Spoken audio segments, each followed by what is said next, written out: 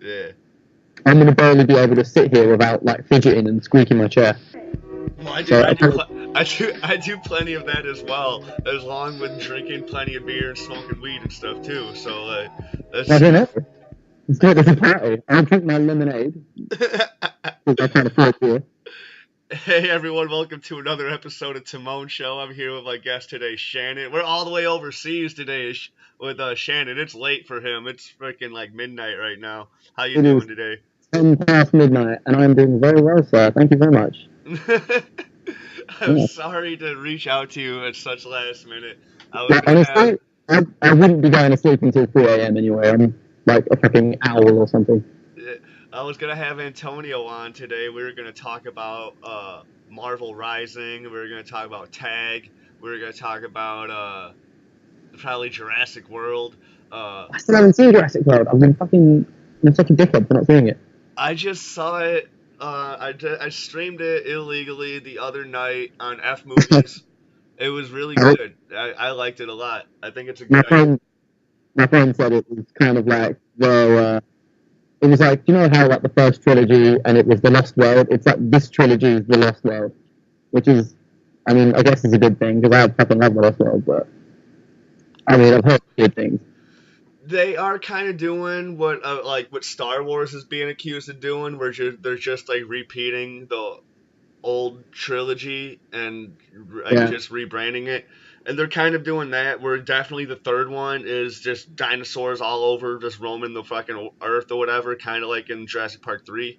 So like, big enough. I mean, so it's a dinosaur movie. I'm gonna take it with interest.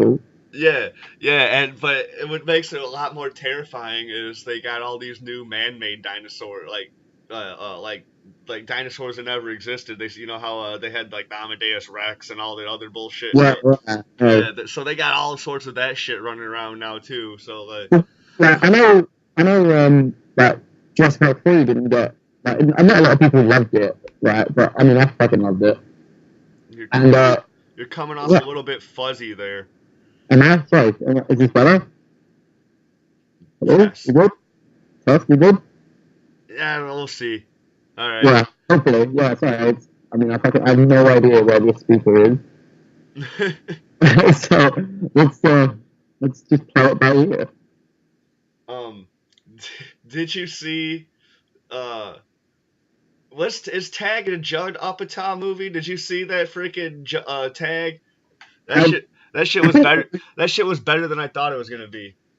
yeah, like, everyone's saying it looks shit, and I think it looks quite funny. I haven't seen it yet, but, Oh, I'm, dude, it's. I was yeah, like, you know what? I'm gonna watch this. I was bored or whatever. It was like 2 in the morning. I don't get off work till midnight usually. So it was like 2 in the morning. I'm like, I'll watch this, but it'll be the last thing I watch before I go to bed. And it was actually pretty good. I was like, man, this is like it has some nice I dark mean, humor. It has some nice dark humor, which has been like fading away from existence lately. yeah, because everyone's complaining about it. I don't know if Yeah, you know this about me, but I fucking love dark humor. yeah. And They I mean, it's got what Ed Helms in it, right? they fake a miscarriage so that the dude can get out of being tagged. That's fucking amazing. Yeah, I think So I was all like, yes, this is one of spot in my heart for an actual great comedy. Um, it's gonna be one of them things where it's like you can't put the funniest jokes in a trailer yeah, because the funniest jokes are not safe for TV. the trailer does not do it justice at all. Like I was like the trailer, it was intriguing. I was like, that seems like a cool idea, whatever, like the, Yeah, and then it has a good message in it too, where like you need to like keep on just like having a good time or whatever, because otherwise you're just gonna grow old and die and like bitter and shit. Like you need to just keep on having fun in life. So like, yeah. I might have got this wrong, but wasn't it based on a true story? yeah, yeah, it is. It is based on a true story. At the end, they show the old dudes that are like still playing tag to this day and shit, dude. Like, That's amazing. I'm gonna yeah. meet those people. Like, I mean, like, I think like sometimes I'm only 26, and I still feel like what I do is too childish. But there are somewhere out there are like older dudes now that are still playing tag, and I'm like, fucking round. I guess that's the point of the movie, right? Like we said, the message is to have fun, right? It reminded me of these grown men around in like Detroit that were just like going around and just like shooting paintballs everywhere. And Yeah. they had like this whole organized fucking thing going on, and then like the police eventually ended up shutting them down when it was just it was this grown men going around just like shooting all like everybody they knew with paintballs and shit, just having a good time. What, just strangers or like just for fun? It was for fun, and it was a thing they were doing for like awareness to stop like gang violence and shit. And like Did it work? I I never think could yeah, try. because it got other random people to start like buying their own paintball guns and participating and stuff, and like it became like a really huge thing, and then the police ended up shutting it down. It was going around in Detroit, and I think it was going around in a couple American cities. Nice. That's amazing. Yeah. I wish more places did that. They will never do that here in London. Detroit looks like a freaking paintball fucking type war zone anyways, dude. It looks like those little mock cities that they built where like they're like some of the buildings are torn down and whatever. Detroit looks like that anyway. So like I've never been to Detroit, but I've seen Detroit from the other side of the lake from Canada. yeah. Well, I think it's Windsor in Canada. If you look over, like it's like a bridge walk across, and you're in Detroit. And I Yeah, remember yeah, looking you can at see you can I'm yeah. not going there. If anywhere in the world's a perfect spot for that, dude, it's definitely there. Fucking hell. Um, do you know what airsofting is? The what? Airsofting. Have you ever heard of that? No, It I might have a haven't. different it might have a different name over there. I'm not too sure, but it's like really high tech paintball, also like paintball style but BB guns. But they like a lot of them are like hyper realistic. They've changed the laws and stuff now, so they have to look more fake. Yeah, But when me and my brothers used to do it, it was we were getting stuff that were like real weight, full metal replicas of like AR-15s and AK-47, yeah. and it's basically like you go to a place and then you just shoot people with high-end BB guns. And it's like the difference. The difference is between it and paintball is like you can have a machine gun or you can have a sniper rifle or something like that. And so we were going to like this theme park that's near London once, and they had some of the guns in the back of our friend's car, yeah. and we got stopped by the police because our friend he looked like I mean he is a stoner, but he looked like trash, like trailer trash. So we got pulled over. They smelled weed in the car. So they searched the car. So when they opened the trunk of the car, I swear to God, man, the police's face when they saw what looked like just two M4 carbines sitting in the back of the car. Oh Like they looked wow. like dead on, like the real thing. So we're like shouting, like, oh no, they're BB guns, it's fine, like they're not dangerous or anything like that. They're like toys, they go airsofting and stuff like that. But it was like when he was pulling them out of the car and putting them on the top, like the back of the car, that was when a bus came by. And I'll never forget the day I saw like a bus load of people just looking at us like with shock in their eyes. And they will never get closure on that story. Because they, as far as they're aware, they just looked like the cop was pulling us over to take massive guns out the back of our car. They had no idea they were BB guns. Wow. Yeah, that was a good day. They also had flares in the back of the car. They got arrested for that. See, that's the thing. It's like they're making these guns look too real, and Yeah, like I mean, they're always not gonna look as real as they can because they're always gonna have that big ass tank for holding the paintballs and shit in there. yeah, yeah, yeah. So Yeah, like, there's always that. But like, oh man, they make these guns look too real, and yeah. it's and then they give them that power. They give them like almost the same power as a fucking real gun. I've, It's I've never been hit by a paintball gun. I've yet to do that. I'm waiting for it. It's got to happen someday. oh yeah, definitely, dude. And like these people that were walking around in the cities or whatever doing it, like they weren't wearing like it wasn't until like the main people that started doing it, they had like pads and shit, but then like the newer people that were getting involved, like and they were just starting to get into it, they didn't have the pads and stuff yet, and you're getting shot with these paintballs, dude. That shit's gonna leave some bruises, some welts, like. But I would definitely rather get shot by some BBs or some paintballs than real bullets. We like one of the BB ones that we had. Like I think it's like after a certain amount of like miles per second that the BB travels, it's technically considered a legal firearm. But Wow. you know what England's like with guns and stuff. We don't have none of that shit over here. But one of the ones we had was like it was just skirting past the mark, like it was technically illegal. It would like if it shot you blank on the skin, it'd go in. Yeah. We were shooting like pottery out in our garden with it. Shannon, I'm gonna try calling you right back because you're coming up fuzzy again. I'm gonna That's try right. calling you right back, see if that changes anything. Yeah, sorry. I don't know where the mic is. No, it just does that sometimes, man. Nothing to do with anything. Hold on. It's cool.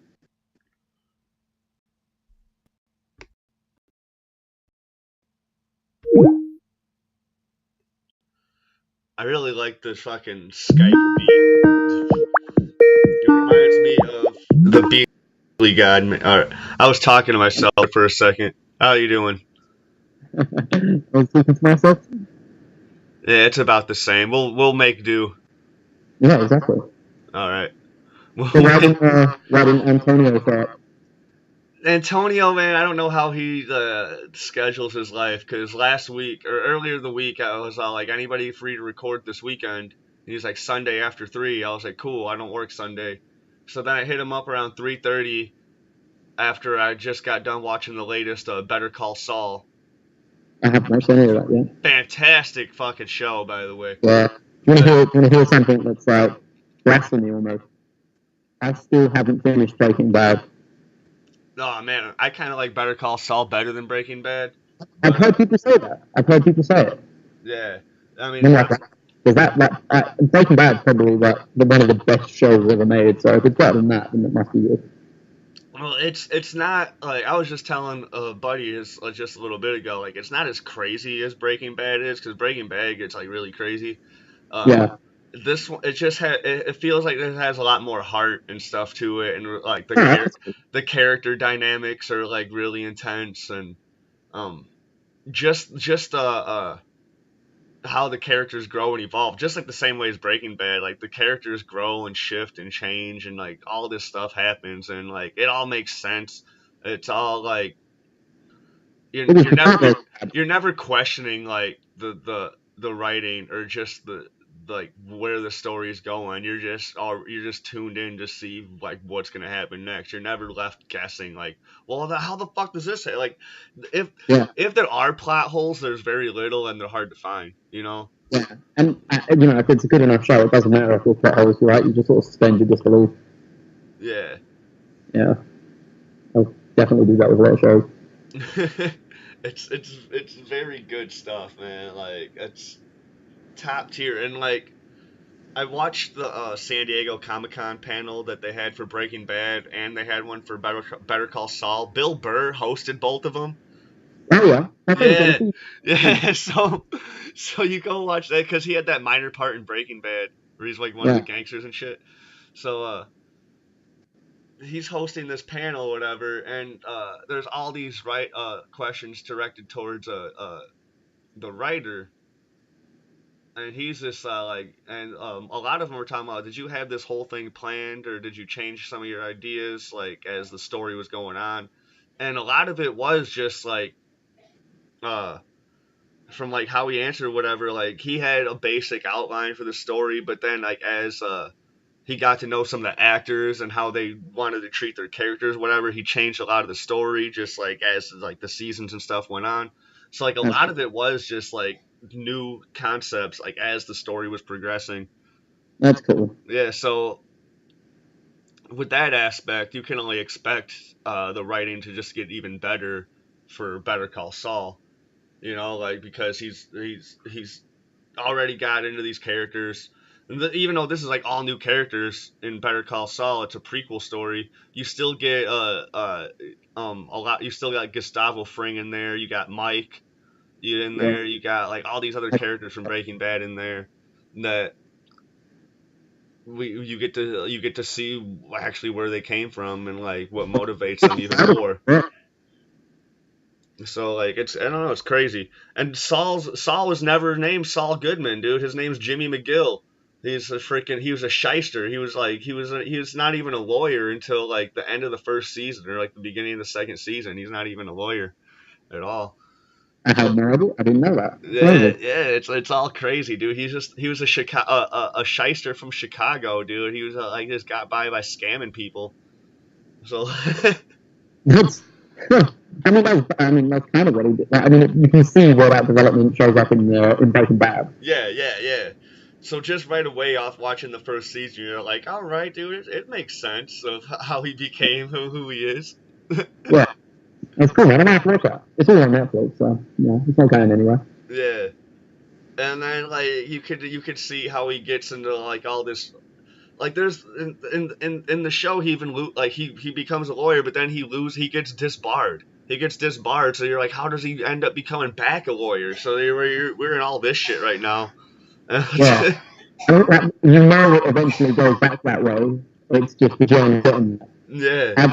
I usually prefer a show or a movie or a book or whatever. I prefer a book or something that's more about the journey than the destination. I don't know. It's amazing. Um, all the cinematography from both shows are laid out like panels of a comic book and stuff. So like Yeah, I also like that Breaking Bad. They know the cinematography. best cinematography I've ever seen. Oh, I've got an answer for this. Huh? I've got an answer for this. I know what I think it is. But go on, what do you think? Oh, I don't know. See, my personal favourite, not just because it's English, but is this is such a bad answer as well. Is any documentary that David Attenborough narrates, Okay. like Blue Planet or Planet Earth. I fucking admire the cinematography in those shows so much. Like some of the stuff they capture on film is like unheard of. They have to recreate new ways of filming stuff just to film those shows. Man, I don't know about you, but I fucking love that shit. If you've got animals in it or nature being an asshole, I'm all about Wow. it. Eh. Did you ever see that Birdman movie? Yes, I fucking love that movie. Oh my god. Second best cinematography I've ever seen right there. That was fucking incredible. Like that's one of the things I kept praising it about. It's like it's all done in one take, but the way they shoot it is just by like panning the camera off to the left or whatever, and Yeah. then having it back, and the whole set's changed like a play. Yeah. It's amazing. I left the like when I saw that movie, I left the cinema or the theater or whatever. I left just being like, that was great, right? Wasn't it? Yeah, I'm sure that was good. And it's one of them things you have to keep thinking about. And then you're like, yeah, no, I've settled on the fact that that movie was fucking brilliant. It's way smarter than my first impression.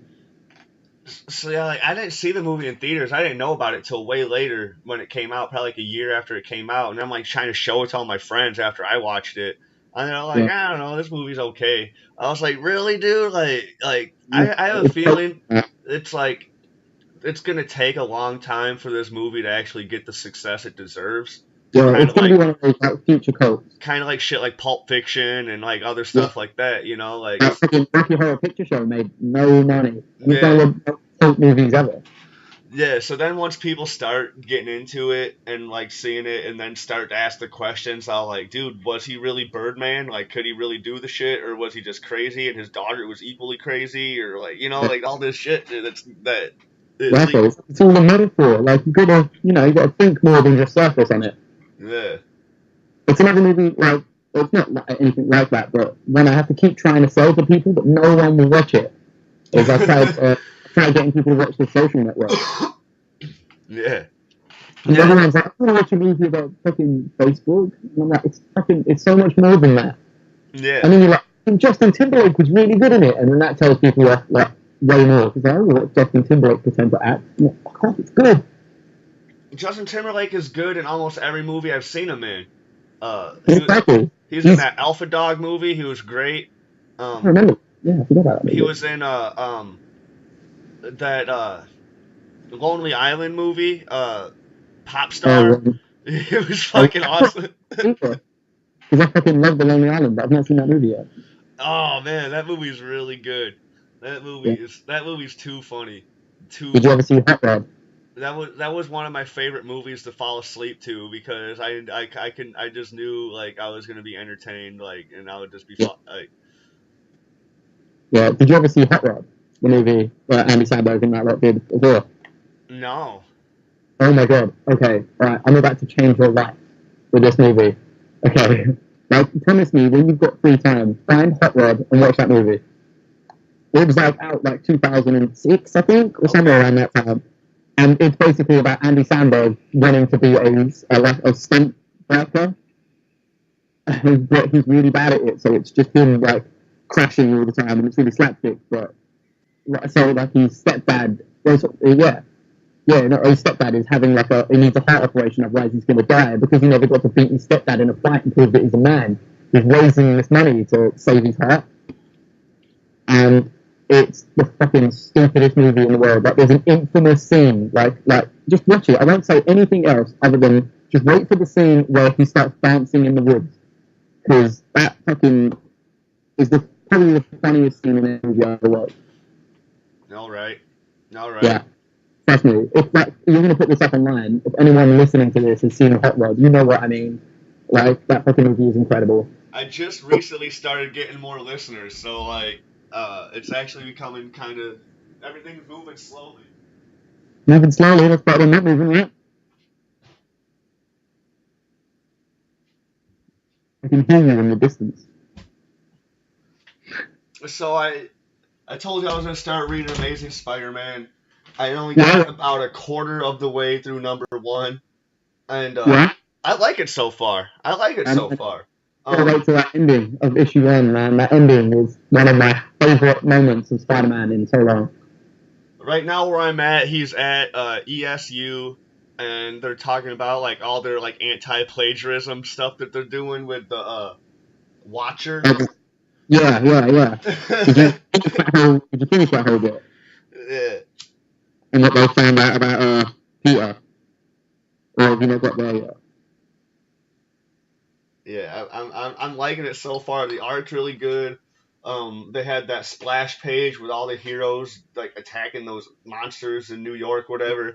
Everybody Yeah, looks super classic. Fucking, I don't know, just the art's amazing. I have no idea yeah, where the story is yet because I haven't been following Amazing Spider-Man for a long time. You know, I read Ben Riley and Spectacular yeah, Spider-Man, yeah. and I don't know. I mean, I'm just interested to see where it's going. right? Because I mean, I've been following Spider-Man. Obviously, you know this. I mean, I don't know if you can see my picture on Skype. Is a picture of Spider-Man. Yeah, I got your picture right here, fucking Yeah, Spider Man. yeah, just chilling. Right, you know me. I'm a big Spider-Man fan. Amazing Spider-Man, especially. Right, so all of Dan Slott's run is I was my actually favorite. mad. I was mad when I first met you because like out of all the people I know, I've always been like the biggest Spider Man fan out of like anybody I know. And then I met you, and it was like this dude's an even bigger Spider fan. And then Yeah, I wanted to challenge you, but then I read more and more posts on like the group on like all things geek and stuff. I'm like, no, this dude really is a bigger Spider fan. He can. I'm I'll sorry. I'm gladly sorry. give him the mantle. Yeah, man, I've got in like just like graphic novels and comics. I've probably got nearly. I've missed like a few gaps in the middle, but I've got like the last 15, 18 years of Amazing Spider-Man. Yeah. Yeah, I've got a lot of it. But you know, like the one before Ryan, sorry, Nick Spencer's run, like Dan Slott. I know that's controversial, but easily my favorite Spider-Man writer ever. A lot of people were mad about him, and I never got it. I never understood it. Every time he wrote something that everyone got pissed off about, it just made me more excited to read the next issue. But Yeah. you know, I was really like scared when his run was coming to an end because it'd been there for like 10 years. I have mixed feelings about Dan Slott. A lot of people I'm do. not A I'm lot of not gonna deny his talent as a writer or whatever, but sometimes him as a person cannot be the most warming or like approachable or yeah, I've to fans online have seen him do some stuff. yeah. He likes to tell people. But He you has, can never deny someone's talent and skill as a writer or whatever. But Yeah, like, there's that's the also right. someone's trying to going around and like alienating fans or whatever too. Like that's not the best way to do business. But No, besides that, he's not his best PR agent, right? yeah, Not yeah, just gonna like maybe try and be nicer. I don't know. I've heard like people say he was really nice when they've met him and stuff, but and he's always been nice to me online and stuff. I like follow him on Instagram and stuff, and he's yeah. always really cool. But I'm a Spider-Man fan, and I keep saying I fucking love his run, so of course it's gonna be nice. Did you read Spider-Geddon yet? I haven't read it, but I bought it. But Edge of Spider-Geddon 1. Yeah, Read it yesterday. read it yesterday. Yeah, it's got a Mortal Kombat reference in it. I'm really happy. I heard there's a line where they're self-aware, where they like talk about how the comics don't sell, but the movies do great. Yeah, it's really like that, but it plays on it in a really smart way because it's like it's interdimensional and it's got like Kang the Conqueror in it and Yeah. stuff. So you can mess with the timeline and all that kind of stuff. So it's like it's not just in your face fourth wall breaking. Dude, you're coming in super clear right now. I love it. Fucking A, look at that. Listen to the sound of my voice. I love it. Yeah. What do you think about okay? Because I always ask this to people that don't know like my accent or whatever. Do I sound like I was really already expecting the accent because I talk to Craig all the time, and I've done my podcast with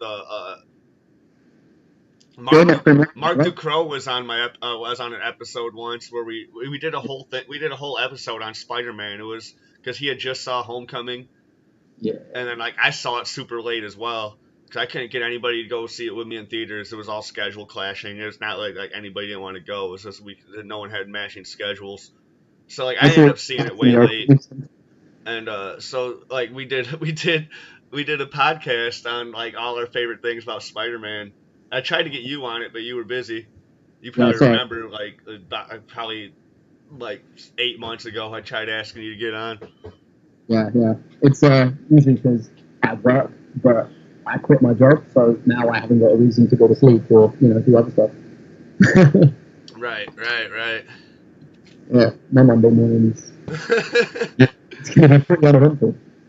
But dude, so like how these comics are drawn and whatever now, like they Peter looks like how he looked in like the '90s show on Fox.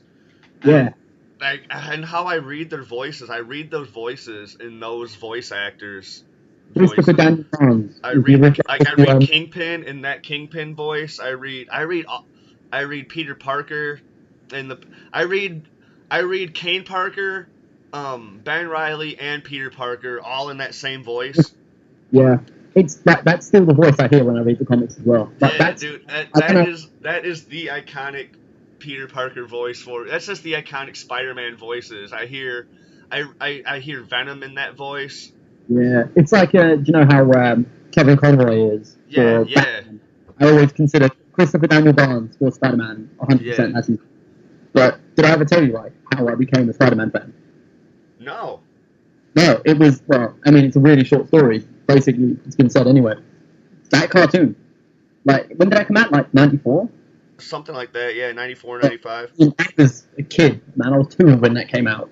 Yeah. And so I grew up like Saturday morning cartoons in general. I used to watch all the time, but that cartoon specifically is the standout cartoon for me. And I fucking just used to watch that constantly. So it was like after that solidified that I was a Spider-Man fan.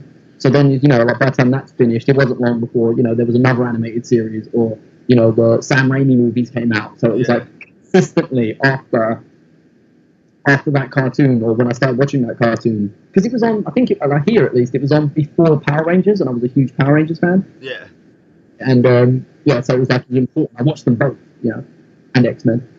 But, yeah, so it was like consistently throughout my life, there was always a Spider-Man thing sort of just there in the background.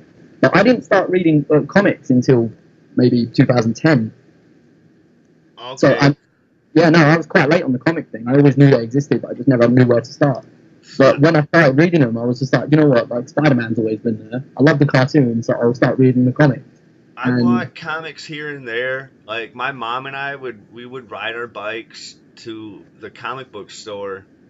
Yeah. Every week, and I'd always pick up a pack of the the 1994-95 Flare and Fleer Marvel trading cards. I'd always pick up a booster pack of them, probably grab some sleeves, you know, because like if I was running out of space, and need to grab more sleeves, probably pick up a new binder. Yeah, Um, yeah. I'd do all that, and every once in a while I might pick up a comic, and then like so I had like this loose issues of stuff. Like I had like a couple issues of some X-Men stuff. I had a couple issues of the separation anxiety arc of Spider-Man. Amazing.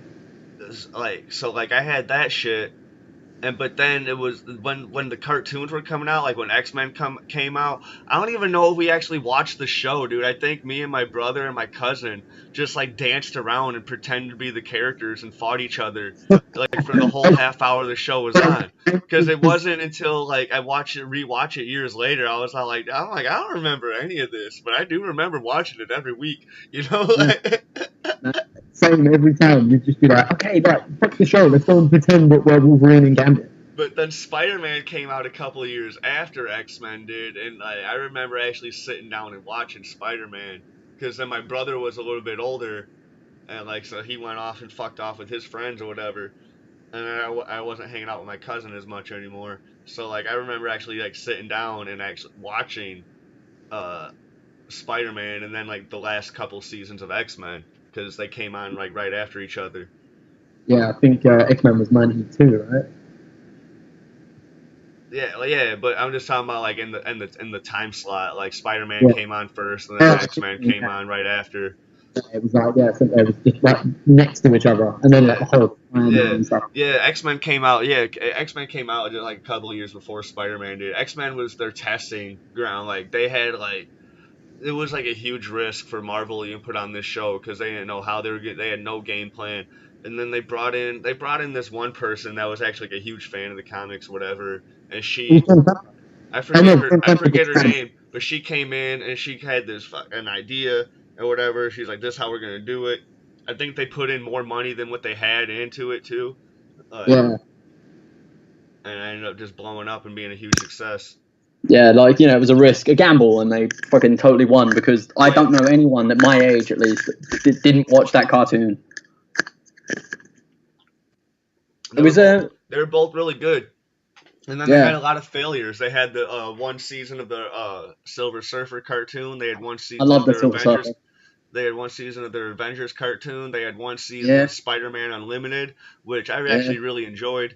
I honestly, like, I mean, maybe because I was a kid or whatever, but like the Silver Surfer and the Fantastic Four and the Hulk and, you know, all of the cartoons, I fucking love them all. They were all good. And I even rewatched Spider-Man Unlimited maybe like 10 years ago. So I was 21 at the time. And I was like, dude, this is still a pretty solid show, dude. Like this should have at least got another season. The cartoons back then, and I don't want to be like that, who's like, oh, you know, the generation that after me, like, I don't want to say that they were stupid or worse chosen for, but it ain't that. But they seemed like when they were making cartoons when I was a kid, it seemed like they were smarter than the kids that were watching. What did you just say? Sorry, like, back up again. I'm saying that the cartoons when I was a kid, I think that they were smarter than the kids that watched them. In a way that was good, like, you know, kids had to think even when they were watching them. They could enjoy it for like the action and stuff like that. But going back 5, 6, 7, 8 years later, you're still learning stuff about it. Yeah. Yeah. They were really smart. They didn't patronize you. Oh, dude, I do all sorts of research just on this stuff in general, just because I'm interested in it. I want to make it part of my career at one point, not necessarily doing the animation, whatever, but just knowing like the whole just production side of everything, like what goes down, like what sort of hoops you have to jump through to get on the air, or just you know, all this stuff in general. Like it's a lot to learn, it's a lot to take in. Like some of my favorite interviews are with like stuff with Kevin Smith, because that dude acts like he doesn't know shit what's going on. But he really does. Like he knows how to make a great movie. He just doesn't want to. He wants to make his movies, and that's what I love about him. Because people keep saying, like, oh, is Kevin Smith going to direct the next Batman movie? And I'm like, fuck no. Like, he's never going to do that. He wants to watch a Batman movie, and that's it. Yeah. He hates directing action, dude. He hates multiple No, get it, takes. yeah. He hates multiple angle takes or whatever, dude. He hates doing all that shit. He said like Mallrats was a pain in the ass because like there was too much action in that. You know, like Exactly. Right? Like, that's as much as you got. uh, No Rats is my favorite of his movies. Mallrats is probably in my top 10 favorite movies of all time. You know, like, so I used to work at, there's a comic book shop chain here called Forbidden Planet. And I used to work there, like, up until recently. Yeah. But I worked on, like, website, so it was like a warehouse, and we just shipped out, like, online orders and stuff. But I had, like, a short box underneath my desk that I used to just put my stuff in. And at the front of it had a Mallrats quote on it. And it's that scene at the beginning of the movie where when Jason Lee's bringing every character down into his like room where all his comics are, and he says, "Usual vault rules apply. Touch not, lest ye be touched." Yeah. And I had written on the front of the short box that I used to keep all my stuff in. Nice. That's how much I love Mallrats. Brody's one of my favorite characters in all of fiction. Yeah, he's my fucking idol. He's your idol. So are you gonna own a comic book shop or are you gonna host a talk show? Fucking why don't stop there? Why stop there? I'm gonna do both and more. Fuck off. Yeah. You fucking rule the world. Okay. It's gonna all be about Spider-Man. I need to introduce you to Jeremy Joseph. He also has plans of ruling the world. Really, because I mean, I feel like we'll get along, but eventually No, they'll be like, what you do is you co-op until you both are rulers, and then one of you betrays one another. You like. I'm not about betraying anyone. Perfect. And I'll do it like proper, like Shakespearean. I'll poison him or something. Yeah. Yeah. There's gotta be a Brutus somewhere. Yeah, exactly. Or a And I'm king. happy to play. Or a. Man, I just did this solid fucking review on the Wicked Righteous from Alternate Comics. Talking about that, yeah. Yeah, I uploaded it the other day. It's dude, there's a lot. Cause I didn't even finish reading it till like the day before I uploaded it. Yeah. But oh my god, dude, there's a lot of fucking religious subtext in there. They don't fucking rub it in your face, dude. You gotta like pick out the stuff. Like there's 4 brothers, but 2 of them are starting to like get at each other's throats, whatever, over a girl. Like, so there's like some minor Cain and Abel shit with them too. Yeah, But in the end, they're like, dude, whatever, dude, we're brothers. We got to get over this shit. So, like, you know, days before. So it's a solid 6-issue series, man. And whatever $1.50 is in UK rates, dude, it's totally worth it still. That's cheap. Yeah. Cheap work. Usually those like all their books are printed on newsprint. Yeah, no, yeah. I used to see them work. They were like really like people used to make a comment about how like light they were, and it's because of the print that they were the paper they were printed on. Yeah, dude, you're still getting really quality art and really quality storytelling. So like, and it's so indie. The artists are still like hungry. Fucking Marvel and DC can really afford to print stuff at that low too, and they'd get a lot. I'd be buying a lot more books if my books were at $2 instead of $4. You know what I'm saying? I'd be buying twice as much stuff, or I'd be picking up more variants or whatever, man. Like, but you know, they want it to. I mean, you know, like it's not like Marvel and DC are ever going to stop selling, right? Even if it's expensive. Yeah. I mean, I paid out like £10 for a Spider-Man book before, you know. So I'm like, you know, I paid £10 for motherfucking Spider-Man 800. Yeah, really? Why so much? Did you get a variant? $9.99. Was that how much it was? Yeah. Fuck. So that's more than £10. Yeah. Holy shit. Yeah. Because I paid retail for that as well, fuck. I had to use my whole fucking punch card on it, dude, because at my store you spend $10, you get a punch on your punch card, and then when you get 10 punches, you get $10 off. So I had to use a whole punch card on that book. Usually I can get 2.5 books with the punch card. Yeah. Like, It's worth it though, right? Actually, no. I quit reading it about 4 pages in. I was like, dude, this book is garbage. I can't even read it. Oh, really? Wow, man, Yeah. that book changed my life. I'll give it another shot. But Because I was reading it, like, we had them at work, and I, like, on my lunch, I went to read it, and I came back up to my friend about it, and I just didn't stop talking for ages. Like, I was supposed to be working, but I was just telling him plot by plot, every detail about what happened. And I was like, oh shit, I've been talking for like 10 straight minutes. And it also probably because I hadn't read 798 or 799. Oh yeah, that'll be a and whatever. So I'm just picking it up like. I'm just picking it up like I'm picking it up like it's a number one, and I'm like, even though Marvel does do a good job of filling you in of what happened and stuff, and it was late at night. I was like, I'm gonna read this before bed, but then I was like, I don't know, I'm just like, whatever. I'll pick this up another time. So like, there's all those factors. So I don't know, I'll give it another shot, but. I'm such a fanboy for Dan Slott, so I mean, it was hard to not impress me. But what I will say about him is a lot of his stories rely on context about stuff that might have happened a year, 2 years, 5 fucking years earlier. Like, stuff in that book was stuff that was coming out in Brand New Day, which was like 2006, 2007. I can see that happening, because even in the Spectacular Spider-Man Annual, they were making references to Amazing Spider-Man and all this other shit. Even though Dan Slott had nothing to do with that, I could see that, like, and then just even in 800, like in that 4 pages, they were talking about shit that happened like a while back. And, and I was like, damn, dude, they're fucking, like, they're trying to do some fucking Shonen Jump type shit, like some One Piece type shit. I don't know if you watch One Piece at all or read One Piece. I've seen it, but I've never, like. One Piece is the longest running anime ever. Why I read it. It's the longest running anime ever. And like, there's some of the shit that they do sometimes where you're watching a brand new episode and then they'll make a reference to some shit that happened like 10 years ago. And you're like, oh man, I knew that was gonna tie in somewhere, but then you completely forgot about it when you like after fucking 10 years of watching the show.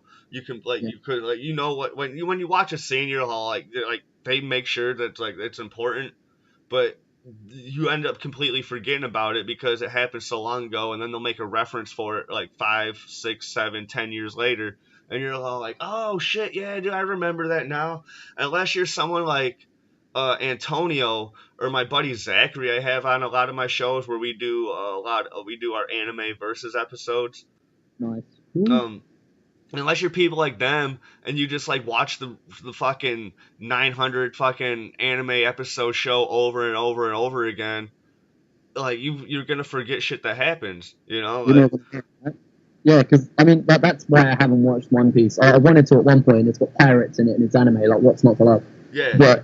But I remember like going, oh right, okay, so I'm gonna watch it. How many episodes are there? I'm like, fuck that, 900? No, never mind. Like, I ain't got that kind of time. I'm gonna watch like 20 other shows instead. But that's exactly what I mean about Dan Slott. It's the same sort of thing where it's like, again, that issue 800 of Spider-Man, where it's like a lot of the attention is focused on Normie Osborn, like Harry Osborn's son, and it's like, people even know that character exists because he was Brand New Day Spider-Man. That was like back in after J. Michael Straczynski's run ended in 2006. They had this, they call it like the Brand New Day era, and it was like an enclave of different writers and artists that used to change every story arc. It would be like one week it's Mark Waid doing the writing. Was that the stuff that happened after the first Civil War, where like Aunt May had died or whatever, and he had to exchange some shit, like exchange his life or whatever?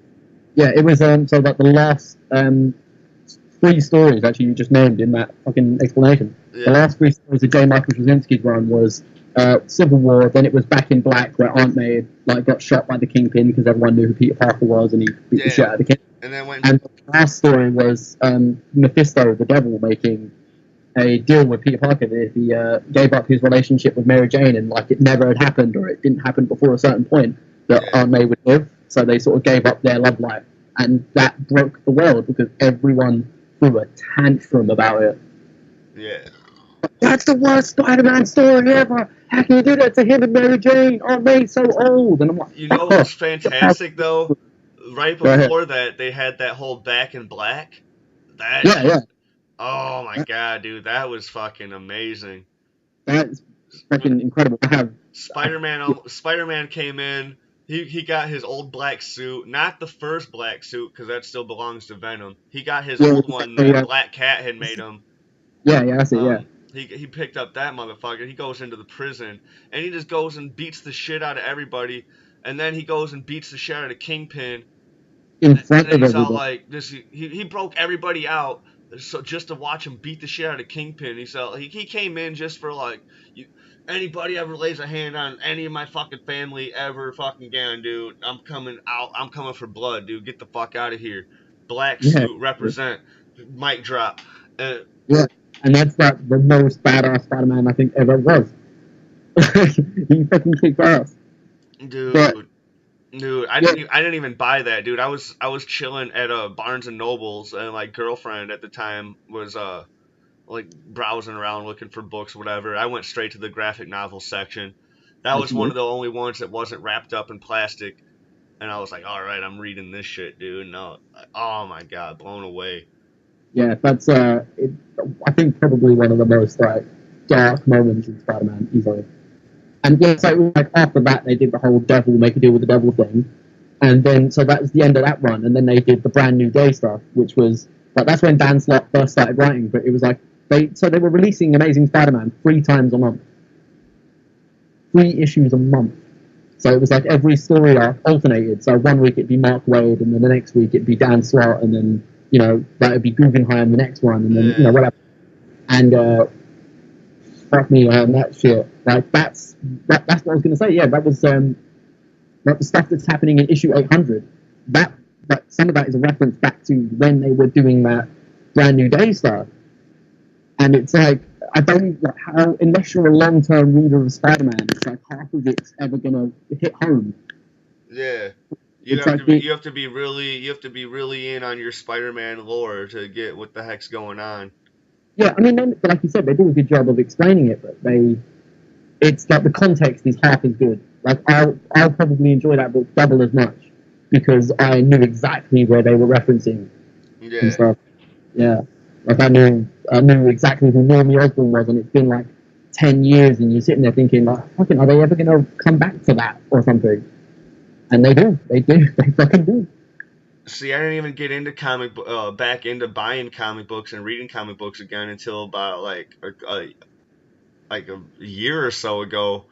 Actually, when Spectacular Spider-Man #1 came out, because me and my buddies were at the comic book shop. We're buying stuff for our D&D campaign, Nice. and it was like me and Jeremy Joseph and a couple of other buddies were at the store buying stuff for our D&D campaign, and then. Because I had already been going to the shop kind of previously, trying to sell them some of the books that I have acquired recently, dude. Like, I got all these old books, like Amazing Spider-Man 15, Spectacular Spider-Man 64.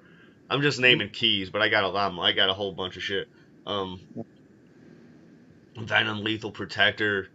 Yeah, it's like I got all this cool stuff. Like I got like thousands of books, so I was going to the comic book shop and I go in there with my list. I'm like, hey, you want to buy any of this stuff? And so one day we're going in there, and then this one dude that works there, he's a pain in my ass, but I like him. I like his tenacity. I like what he does. He's always out there trying to upsell some shit. So then that day he's all like, oh man, Spectacular Spider-Man #1 just came out today. You should go check him out. And I was all like, well, I have the original Spectacular Spider-Man #1, so actually I might go check those out, add them to the fucking collection. And so I went there. I went there and I went and checked them out. I went to their little rack. I checked them out. They had the original, and then they had the 4 variants. So I bought 2 copies of the original, and I bought the other variants for it. And I was like, yeah, I'll buy all of these. It came out to like $30 because one of them was like $11 variant. Yeah, fucking A. Uh, So, like, do you, like, as Chip Zdarsky writes Spectacular Spider-Man, have you ever read anything that Chip Zdarsky worked on before? not that I'm aware of, but I So, really like his Spectacular Spider-Man story. I like what he's doing with it. It's really fun. because at the moment, for Marvel as well, he's doing a Marvel 2-in-1, the Thing and Human Torch comic, which easily one of the best things on the shelves at the moment. Nasser keeps telling me to read Marvel 2-in-1, Yeah, and then Eric Chavez said to read 2-in-1 also. yeah. And now you're saying it. And I'm a huge Fantastic Four fan, and I'm a massive Chip Zdarsky fan. So it's Yeah. like that book is a dream come true. But like it's because he's usually quite a funny writer, yeah, and that book brings the feels hardcore, man. Like it's so good, and it really makes you think about like the family or what the impact of the Fantastic Four were, and how they've left it behind, and that sort of journey to find them and stuff like that. It's fucking incredible. But I'll never be able to sell a book as much as this. But another one that Chip Zdarsky works on, he co-writes, but he does the art for. Have you read Sex Criminals? I've never read Sex Criminals. I've seen it, I think, on the racks. It's one of those books that people look at and then they laugh, and then they're like, "What the fuck is this?" But I But honestly, those are the type of books that I buy. Like I buy the that Image title Beef. yeah. I buy shit like that. I buy Rocko's Modern Life. I buy weird shit, and that's the type of shit that I'd buy.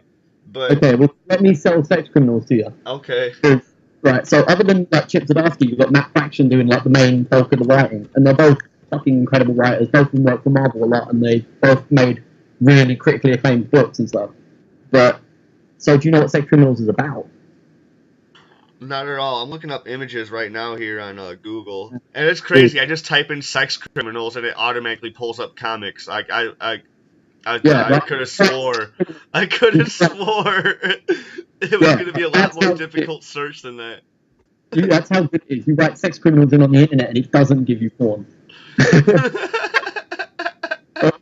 Right, so the premise of the book, right? So, okay, there's a girl called Susie, and she learns that when she orgasms, she can stop time, and she sort of enters this weird sub-dimensional frozen time world where she can sort of do whatever she wants. And as a kid, she sort of uses it. As a kid, that's pretty fucked up. As a teenager, she uses it as a sort of way to escape from the world and all her problems. Fast forward later on, and she's hosting this party to save a library that she works for that's being foreclosed on by a bank, and she meets this guy who's really charming and he's like really funny and he quotes fucking Lolita and stuff like that at her. And then they sort of like, oh, let's hook up, and they have sex, and they both find out at the same time that when they both orgasm, they both stop time. And it's like, holy shit, like you can do this as well. And it's like, yeah, we fucking do it as well. And it turns out the guy likes to do it because he really hates his job, and he works at the bank that's foreclosing on the library. He likes to do it to fuck with his boss, just sort of stressfully, because he's got a lot of anxiety issues and stuff like that. Yeah. And, so the point of the story is that they fall in love, and they use this gift to rob banks to save the library that she loved. And but there's this weird sort of sub-dimensional sex police that keep coming after them to try and stop them misusing this power, because apparently it's something that a handful of people in the whole world can do. And it's just basically them running away from this group of police trying to stop them from orgasming and robbing banks. And it's this massive, like there's so much more to it than that, because it's probably one of the funniest books I've ever read. Who publishes this book? It's Image. Image? Okay. Yeah. Yeah, it won the first volume won an Eisner Award. And so it's fucking hilarious. One, I've been in tears with laughter. And it's weird how the writer and the artist are almost just as much a part of the story, because there's a lot of fourth wall breaking and narrating and stuff like that. And some of the back matter in the books just makes you die of laughter. And it's weird because it's a lot of stuff that's used for escapism through sex or sexual exploration and stuff like that. Yeah. And for people that are into that weird sort of sexual fantasy life, it's a perfect book. I couldn't recommend that book enough. It's one of my top 5 favorite comics ever, easily. Oh, dude, here's a funny cover for it right here, where it looks like it's like Scott Pilgrim art, and there's a Goomba penis. Yeah, that was so they do variants like Yeah. from issue I think 15 onwards. They did variants that were called the Triple X variant, Yeah. and it was different artists that like they come in a pink sleeve so you can't see it, but when you open it, like they never released at the ages until you open the comic and you see it. Yeah, I've got that one. Yeah, I've got all of the Triple X variants. There's so many good ones. The combo penis, that one. That was the first one they did actually. Yeah, that was on issue 11. It looks like. Yeah. It was Brian Lee O'Malley, the guy who does Scott Pilgrim, which is another one of my all-time favorite comics. Yeah. I never read Scott Pilgrim, but I'm a big fan of the movie. Oh yeah, the movie is one of the reasons I started. Actually, that's one of the reasons I started reading comics. Was because I remember seeing the trailer for the movie and I heard it was like this big award-winning comic. So I was like, all right, I've been wanting to read comics. Maybe I'll read that. And it was one of the first ones. It was the first one I read when I started reading comics. Like, properly. Yeah. Yeah, and I've read every volume of Scott. I'm looking at them right now. Actually, I've got them on the shelf behind me. I've got two of every volume. One in like a paperback and it's in black and white, and the hardback. Is Scott Pilgrim one of those movies where the movie's better than the book, like Watchmen? Some people might say that. I think the books are vastly better. Yeah. Like they're so much more fleshed out. Every character's more interesting. There's so much more story. I thought you were gonna yell at me for saying the Watchmen movie's better than the book. I think some elements of the Watchmen movie are better than the book. I agree. Every comic book fan in the world is giving us like dead stares at the moment. Like, yeah, probably, yeah, absolutely. And I don't care because what the movie makes sense in the like the book makes perfect sense in the world they put it in, and they put the movie in a slightly more realistic world, and that ending makes more sense in that world because like they didn't have time in the movie to put in where Ozymandias was kidnapping scientists and artists or whatever to design this freaking plant monster alien thing that he was gonna have run loose on the fucking city, whatever. Yeah, it just seems like the other way. So like having him be able to be just super smart to even manipulate Dr. Manhattan into becoming a temporary bomb, whatever, like that makes a lot of sense. And like Alan Moore, of course, hated it. Yeah. He's the biggest prick in comics, but I love it. He's crazy. He hates the movie of V for Vendetta, and I actually prefer the movie to the book. I never read V for. I didn't even know that was a comic until 5 years ago. Yeah, no, the same guy wrote it. Yeah, he hates both movie adaptations. V for Vendetta it's good, but again, the comic isn't. I don't think it's as good as the movie. Like in the book, it's all about like the legacy of V. Like he's the person who has to be the hero to save the people. Yeah. But don't get me wrong, I'm probably going to get a bunch of people that listen to this podcast now telling me that I'm totally wrong or I've misread the book, but I don't care. But like the movie seemed like it was more about everyone uniting against the common cause, and I prefer that. Yeah. Also, it's in London, so I'm really good guys. Yeah, I never read that. I don't even have any interest on reading it, to be honest. Like, it's an anarchist sort of that dream book. yeah, I'm all for anarchy or whatever, and like to an extent. And like at the movie, I thought like at the time I was like, yeah, this is a good concept, but I didn't even really care for the movie. Like I thought it was cool, but like I don't know, it wasn't. I don't know what it was like hyped up to be at all. And I saw it in theaters before the hype, and I was like, it was okay. And then everyone's all like, oh, you didn't really see it, and I'm like, yeah, I kind of did. Like, the problem is people start saying stuff like that, like, oh, you didn't understand the movie. Like, that's just going to make you hate it more. Like, that's not going to make you go, oh, yeah, you're right. Okay, I'll go and rewatch it. I'm like, dude, I've read 1984, dude. Like, it's the same fucking thing, dude. Like, that's it, exactly. Like, I mean, I love V for Vendetta, like the movie and the book, but like, 1984 is better. Just fact.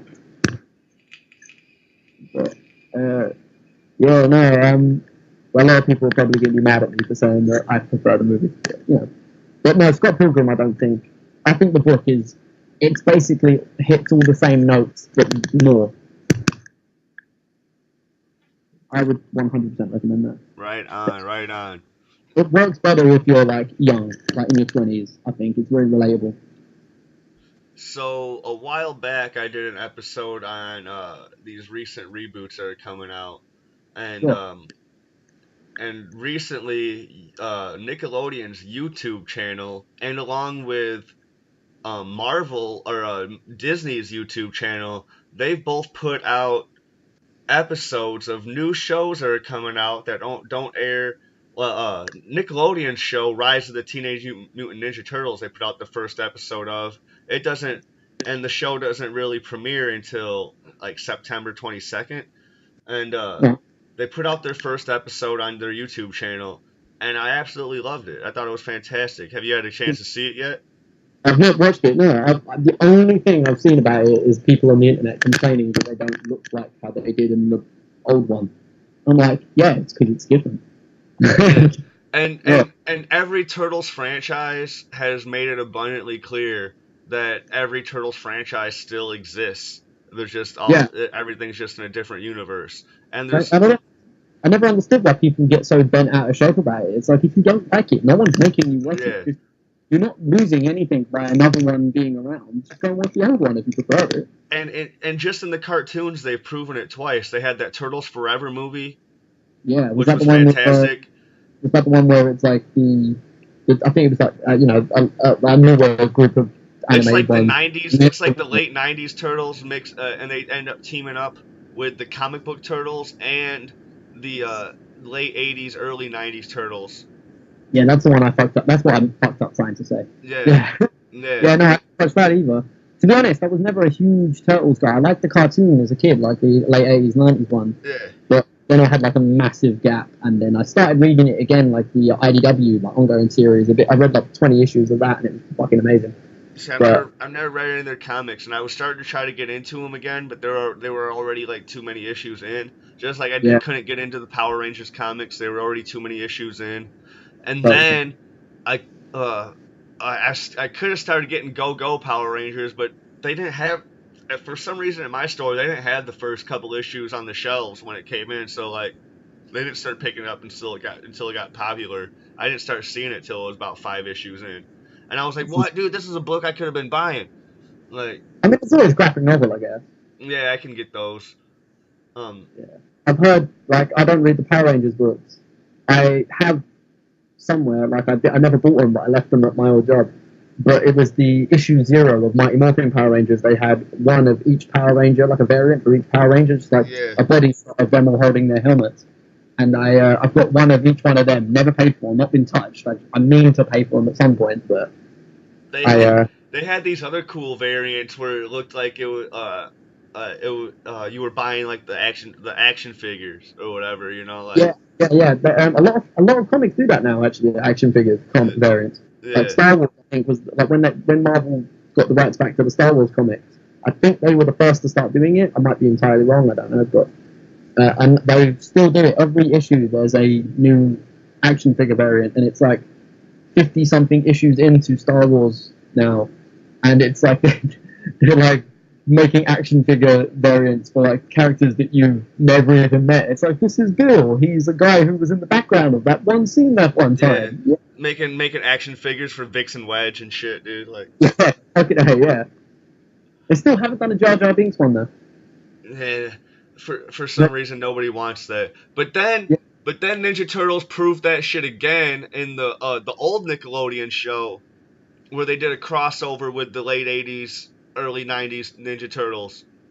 Yeah, okay. And yeah, so that shit was pretty fucking awesome.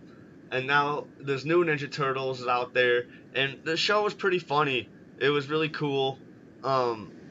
The turtles kind of look like the Michael Bay turtles, mainly Raphael, but all the other turtles are all about like the same size. Raphael's like huge, like the fucking thing. Yeah. Raph was always my favorite. Yeah, but all the other turtles are all the same size. And Master Splinter is funny as fuck, dude. Like he like chills and just like watches like soap operas and shit, dude. He's like fat and lazy. Dude, like, he's funny as fuck, dude. He's not the Master Splinter we've known and loved, so he's gonna piss a lot of people off, which I love about that. That's what I didn't watch Teen Titans Go like initially, not for any other reason than I didn't know it existed for ages. Like I love the original Teen Titans anime like series, Yeah. and it wasn't until years later until people started really complaining about Teen Titans Go that made me want to watch it. Yeah. And it's fucking hilarious. I don't know why people hate it. Yeah. I never seen a single episode, but I've seen clips online of Teen Titans, and Yeah. I thought it was pretty funny. And then we went and saw the movie. Like me and a couple of coworkers, we went and saw the movie, and How's I'm the like, movie? oh my god, it was awesome. One of the, Yes, I think it was DC's movie of the year. that's not hot. Controversial. Probably even best comic book movie. I liked it better than Deadpool. Fucking A. Wow. Better than Avengers? Maybe because like Avengers, like we already knew it was gonna happen in Avengers, and like it was just like really fun to watch. Like Teen Titans Go, like I didn't have any expectations at all, dude. I was coming in at a blank slate, you know, Like, and honestly, it same freaking reaction. it 9 out of fucking 10 entertained, you know, like Same reaction to Lego Batman. Lego. It's on par with Lego Batman, dude. Like Okay. Lego Batman to me is the best Batman movie ever made, and then Teen Titans Go is the best DC movie ever made. And it's like people, like huge DC fans, like I don't want to be one of those guys who's like, oh, I'm a fanboy or whatever. Like, cause, you know, I prefer Marvel, but I love DC and Marvel. Like, you know, I love them both. I didn't start loving DC until 2001 when I bought a box of comic books from my buddy's uncle. I bought a shitload of comic books. I bought a long box and like 3 short boxes from my buddy's uncle for $50, and it had, I don't know what $50 is in pounds, but that's still a good ass deal. And it had all sorts of Vertigo and shit in there. It had like a whole bunch of the Hellblazer run. It had most of the Preacher run. It had like issues like 13 all the way to like the end of like some Preacher with like a few holes in it. And then So have you gone back and like read all of Preacher? Yeah, dude. It was, like, so I didn't have the first few issues, but and that was way before I could look them up online. But I've read them online recently, throughout the years or whatever, and I was like, all right, this is what I missed out on, you know. Preacher is like arguably the greatest piece of fiction ever. Yeah. So and like and then I got introduced to Kyle Rayner, Green Lantern. So like because there was mostly DC in this box, there was maybe a little bit of Marvel, like the old Conan stuff, and like but I had Batman, freaking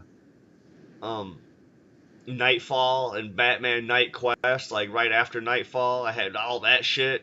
That's it. Oh, so I instantly started like becoming a DC fanboy, right? Because it was so easy to grow up as a Marvel fanboy because Marvel was everywhere. They had the better toys. They had so many cartoons out there. Because DC had a lot of great cartoons, but it seemed like they were all like years apart. Yeah. But, I mean, you had Bruce Timm, Paul Dini, Batman, and Superman animated series. Yeah.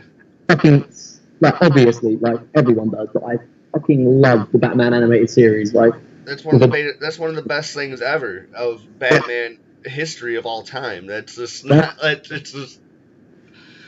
It shouldn't even be a question. People shouldn't even have to ask that question if you like it. It should be one of them things where it's like, obviously you like this, right? Yes, of course. Yeah, absolutely.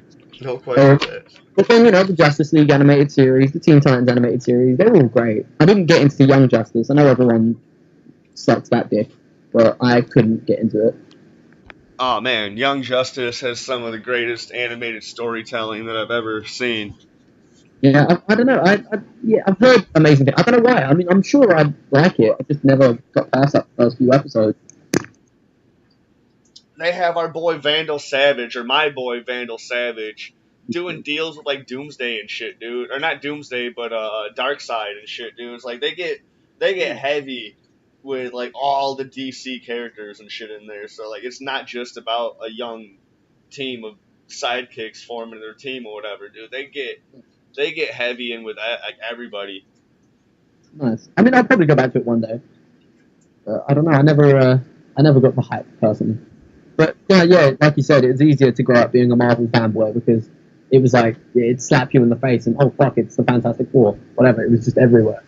Like even here, comic book shops aren't as commonplace here as they might be over where you guys are. So I didn't see any of them just walking to the store when I was a kid. Yeah. I didn't know anyone really that was a comic book fan as a kid. So for that to be the case and still grow up being a hardcore Marvel fan, that just shows how popular they were. But yeah, being a DC fan was harder. But I think it was Batman that's obviously it's Batman that's the day on that one. In the early '90s, and where a lot of us grew up, Marvel was just everywhere. It had a lot more publicity. It was in a lot more of our faces or whatever. It was way easier to be a Marvel fanboy than it was to be a DC fanboy.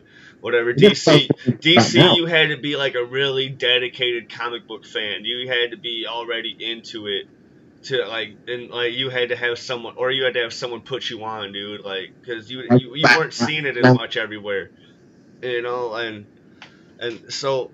And at the time, really, all they had were the Batman cartoon and the Superman cartoon, and that was it. I mean, I guess you had like the '70s Christopher Reeve Superman movies, and but yeah, you had the Christopher Reeve Superman movies. Those were okay. You had the Batman movies that were coming out. And after Tim Burton left the scene and it became the other guy that took over, they were like, even as a kid, you were like, yeah, that was okay, It wasn't as good as like Batman and Batman. Yeah, it was like that wasn't as good as the first two, but those were okay. What the fuck is happening? Why is Mr. Freeze making so many puns? The Ice Age killed the dinosaur. I laughed my ass off every time Mr. Freeze talked in that movie.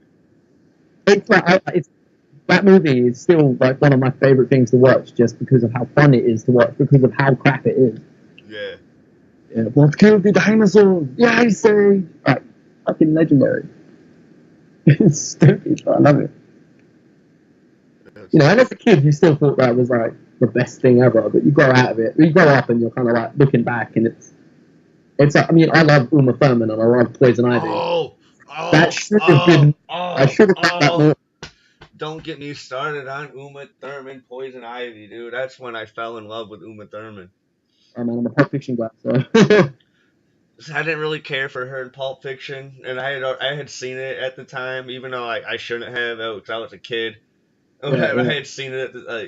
I saw these movies when they were new. I was too in theaters, where I was old enough where my parents could drop me and a buddy off, and we could see that shit in theater, And then we call them on the payphone later, we're ready to get picked up, I remember payphones.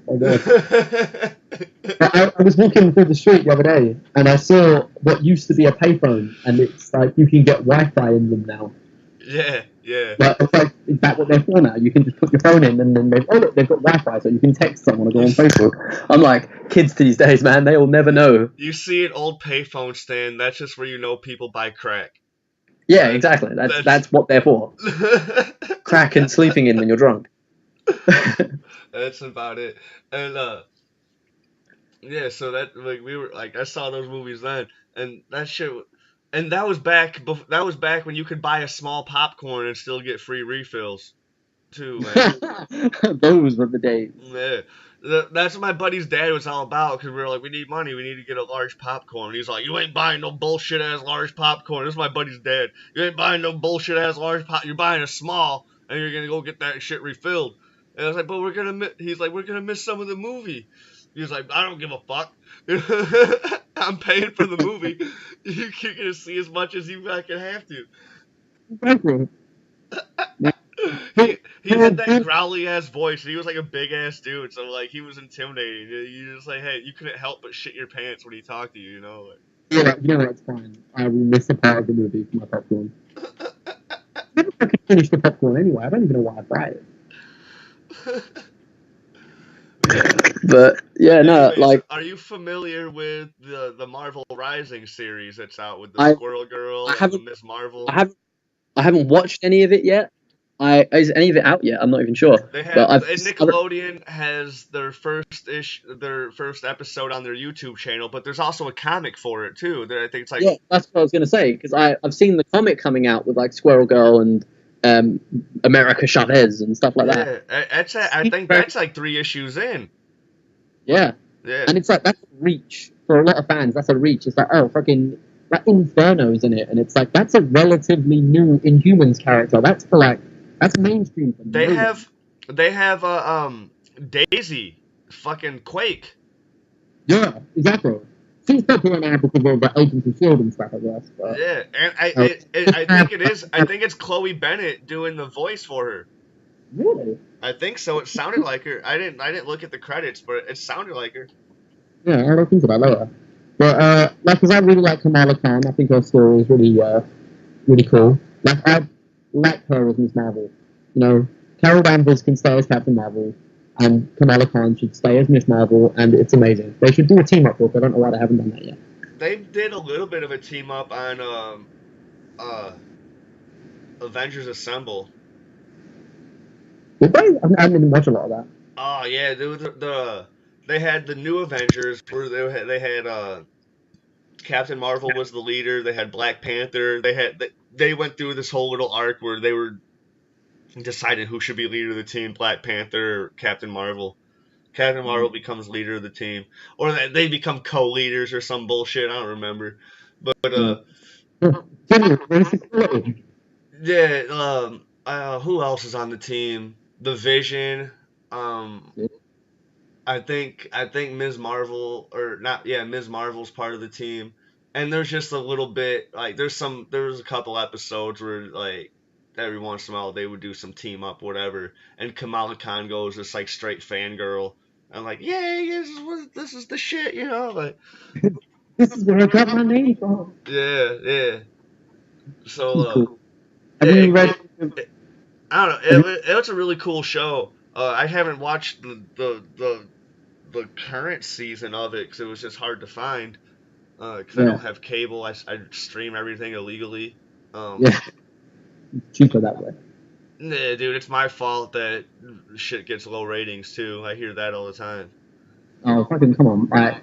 We're living in a streaming world. It's to be expected. The contingency's already there. It's personally my fault Constantine got canceled. It's your fault that actor is out of a job. He's not out of the job, dude. Everybody still wants him to be fucking Constantine, dude. He's like, you want to do the voice actor? Boom, we got you. You want to appear on Arrow as much as you want? We got you for 1 episode. He's like, all right, done. You want to be in the Legends of Tomorrow? Fucking boom, you got it. You like. I like that it's more your fault that it got cancelled than mine. Like you watched it at least. You tell people it was good or whatever. I never fucking watched it. That's it. Yeah. Like, well, my fault it got cancelled. I didn't even talk about the thing. Oh, dude, I watched it. It was good. The first season of Constantine was good, dude. It followed the story pretty well. That's nice. Yeah, it was nice, dude. Like, he started out in the crazy house and shit, like kind of how he starts out in the in the first issue of Hellblazer. We see him well after that but in his first appearance, he's well after that in his timeline in Swamp Thing. I have that shit, dude. I have the first 2 appearances of Constantine. Nice. Oh, I know. And represent because he's from the. I have first Harry as the Green Goblin. Fucking don't tease me like that. Yeah, because that's like honestly, I've got a few key issue comics. You know, I haven't got a lot of money, and I'm always with women that don't like me spending money on comics. And that's a good thing because I spend way too much. Yeah. Like I haven't got a lot of key issues, but I haven't got a lot of key issues of Spider-Man. which is weird, right? Those are the ones that I'm mentioning that I'm keeping in my collection. I got other keys too. Like I've got more than anything, I've got key issues of X-Men. I got first Psylocke. Fucking hell! Oh man, my friend, I've got a friend. It's New Mutants Annual #2. Yeah. I got that, man. I've got the first appearance of Apocalypse, both of them, because at the end of the first one, you see Nice. And I've got the Death of Dark Phoenix. I've got there's a really important Wolverine one. I can't remember which one. I've got the Uncanny X-Men issue 100. That is a really famous cover where the original team are running towards the second team that happened, and it's like Professor X in the background, like Bert! And that one's classic. I love that. I know I've told you I've got Amazing Spider-Man #15. Man, you have no idea how jealous I am. I'll show you pictures of that one. I have it out, actually. I don't have it out right in the room that I'm in, but I have it out in my bedroom. That's amazing. I'm so jealous. Spider-Man one. I've got the first Madam Web. The first Madam Web? That's cool. I might have that. I'm not sure. Yeah, I've got that. John Romita Jr. does the art back in the 70s. I sold a lot of my Amazing Spider-Man last summer to really? To a buddy of mine, or to a buddy's buddy of mine. Nice. That's good. You shove a lot. Yeah. I've got, first issue? I've got like the first couple of issues of Todd McFarlane's. Like he had a spin-off series just called Spider-Man. Yeah, I got 300. Nice. That's again, it's things like that where it's like, why don't I have? They're not even that expensive to get, but I still don't have it in my collection. Oh man, you should have hit me up when I was only offering $60 for it. Oh, where was I? I don't know. Oh, man, I'd kill a baby for it. But then, Zach from Canada, Zach Leavitt, he was all like, "Oh, dude, I can't give you that little bit of money for it. I'll give you like 100 or something for it." And I was like, "All right." And then Nasser, and then I didn't hear from him forever. Then Nasser's all like, "No, I'll give you like 120 for it." I was like, "All right, cool, dude, whatever." Yeah. So like it went. I wish they were cool enough to be like, "No, it's like I'll do you a favor. Like it's worth not more than that." Like, I'm so jealous. I've had it. Like, cause I just have all these books I'm trying to get rid of, and like I'm selling them at like I'm selling them at like a 4.0 grading scale, even if they're at like a 9 point whatever or Yeah. what. Even I'm selling them at just a collector's rate where like someone would appreciate them more than I just have them just sitting around. I Is came. it Chris Ximena? I don't know if he's not very active on the groups anymore, but he was like there's a guy on the group called Chris Ximena. He lives in Las Vegas. Okay. He used to be a lot more active. I don't know about now, but he I think this was back in like the CBSN days. He was selling a bunch of like key issues and stuff, and I was saying about how I was interested in them, and he was going to sell me the first appearance of Beta Ray Bill, and Nice. like I said I was interested, and then some shit happened with work, and I had to go somewhere and do some stuff, but like I didn't have any money, and I was like, I can't afford it now. Like, I'm sorry, but I can't buy it. And he sent it to me for free. He just gave it to me. Like, I still got that in the log boxes down here. The first appearance of Beta Ray Bill, he just gave it to me. And I was like, you are a fucking god. Just for giving it away, because you'll like it more than I will. Yeah. Yeah, I'm like, man, that's the coolest shit. Nice. So, shout out to Chris. That was amazing. Shout out to Chris. Man. Probably my favorite key issue that I have, right, and this comes with a good story. So I was in northern Canada, somewhere in the middle of fucking nowhere. Like, I mean, small town in the middle of the sticks. And we stopped for whatever fucking reason. I can't remember. We were just going through. But we decided, because we were bored, we went into like a thrift shop. And I was just looking around and I had like a little pile of comics. So I was just flicking through them and I was like, I don't know, I'm just looking at whatever ones there were. I grabbed any one that said Spider-Man on the front, but one of them was Iron Man issue 128. I got it for $1.50, and it's like, that's probably the most iconic Iron Man cover of all time. It's like the really famous one with him like shouting into a mirror with the whiskey bottle and stuff. Yeah. I've still got it, and I got it for $1.50 in fucking Ontario somewhere. I'm like, oh, that person had no idea what they were selling. It was a little old lady behind the counter who just thought, "Oh, I have a stack of books," and I was just like, "I have this, please." Like, what are some of your favorite just low key steals that you've gotten in your collecting days? I have all of the original Infinity Gauntlet run. I got it for $3 in Canada. I accidentally got that book for free because what happened is I borrowed it from a friend and then it was in my basement. Like it was chilling on the floor in my basement. I was reading it one day and then my basement happened to flood. But then I recovered the book like almost right away and I dried it out and it's still readable, but it's lost its cover and all this stuff. And my buddy's all like, "You can just have it." So I've got it for free. But because I'll probably mention a lot of stories about Canada, but like, so I lived in Canada for a while, and there was this place in Stratford, Ontario, and it's a video renting shop. Yeah. But this guy who used to frequent it or whatever, at least he's affiliate of the owner or whatever, he was been a collector of comics since like the 80s. So he had this massive collection that he was just selling all of his old stuff. So it was just long boxes after long boxes of Marvel and DC and whatever, and they were all like older stuff. So I used to just, every time I was around, I used to just go through and dig the long boxes, and it had issue 1 through 6 Infinity Gauntlet, and I bought it all. It was like $3 for it all. And it's not worth a lot. Like, it's not, but I got it. Right. And I'm trying to find other cheap ones I got now. Probably the first Apocalypse. So I got them for like £20. That's way cheaper than they should have been. They're like well.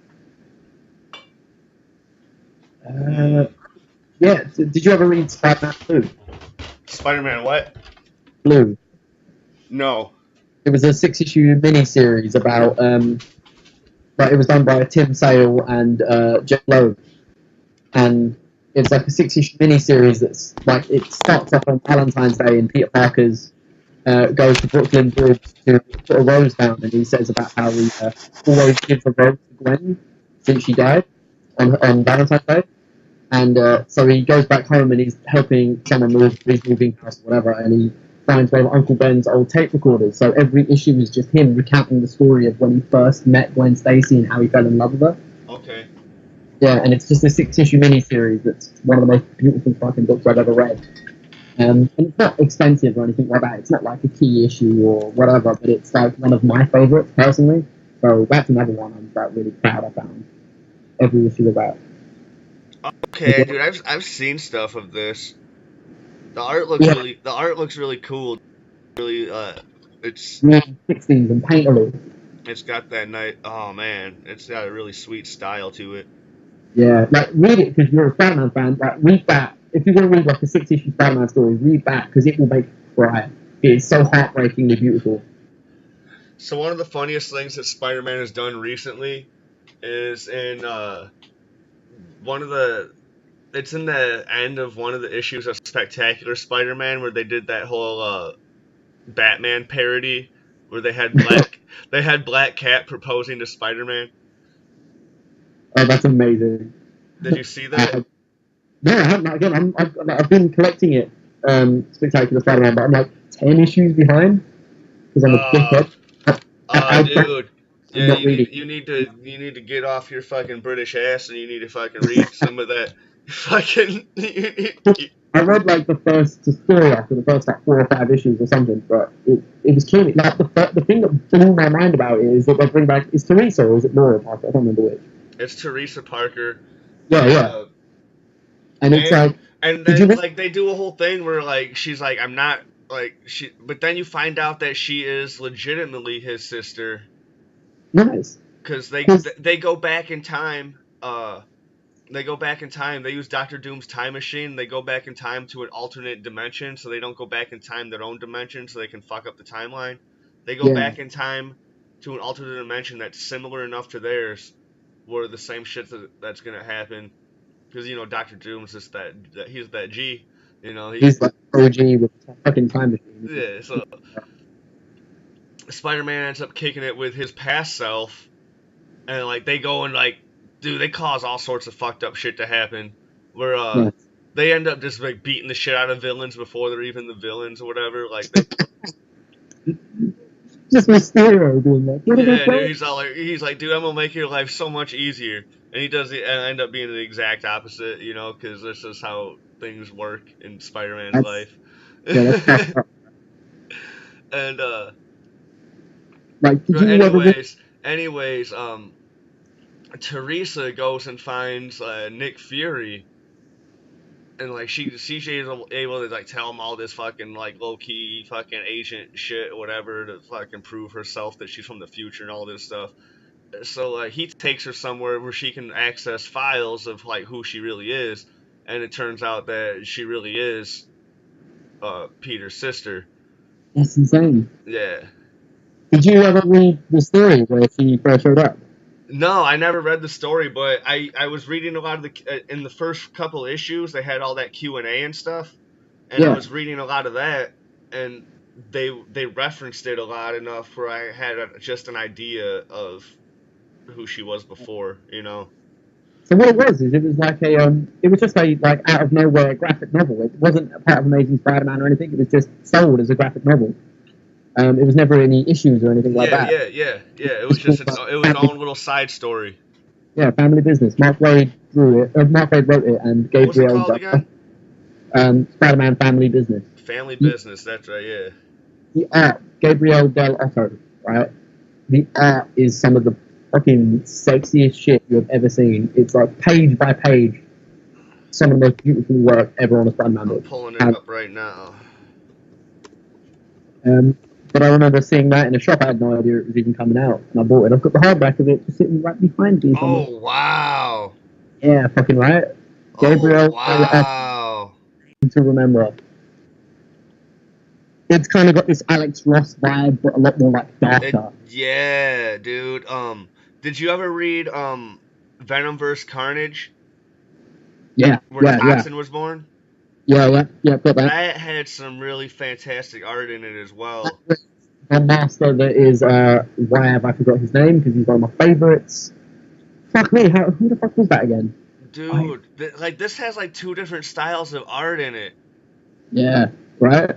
Like when it's doing it, like they have this scene where they're driving, and it's a lot more just like it's a lot more plain or whatever. But then it goes into this action scene where it's like whoa, like so every time there's some action scene, like the art style changes. But when they're just like chilling, like over here where they're at the ball, and it's just like it's just really plain. But it has a really unique style. Like this shit's painted.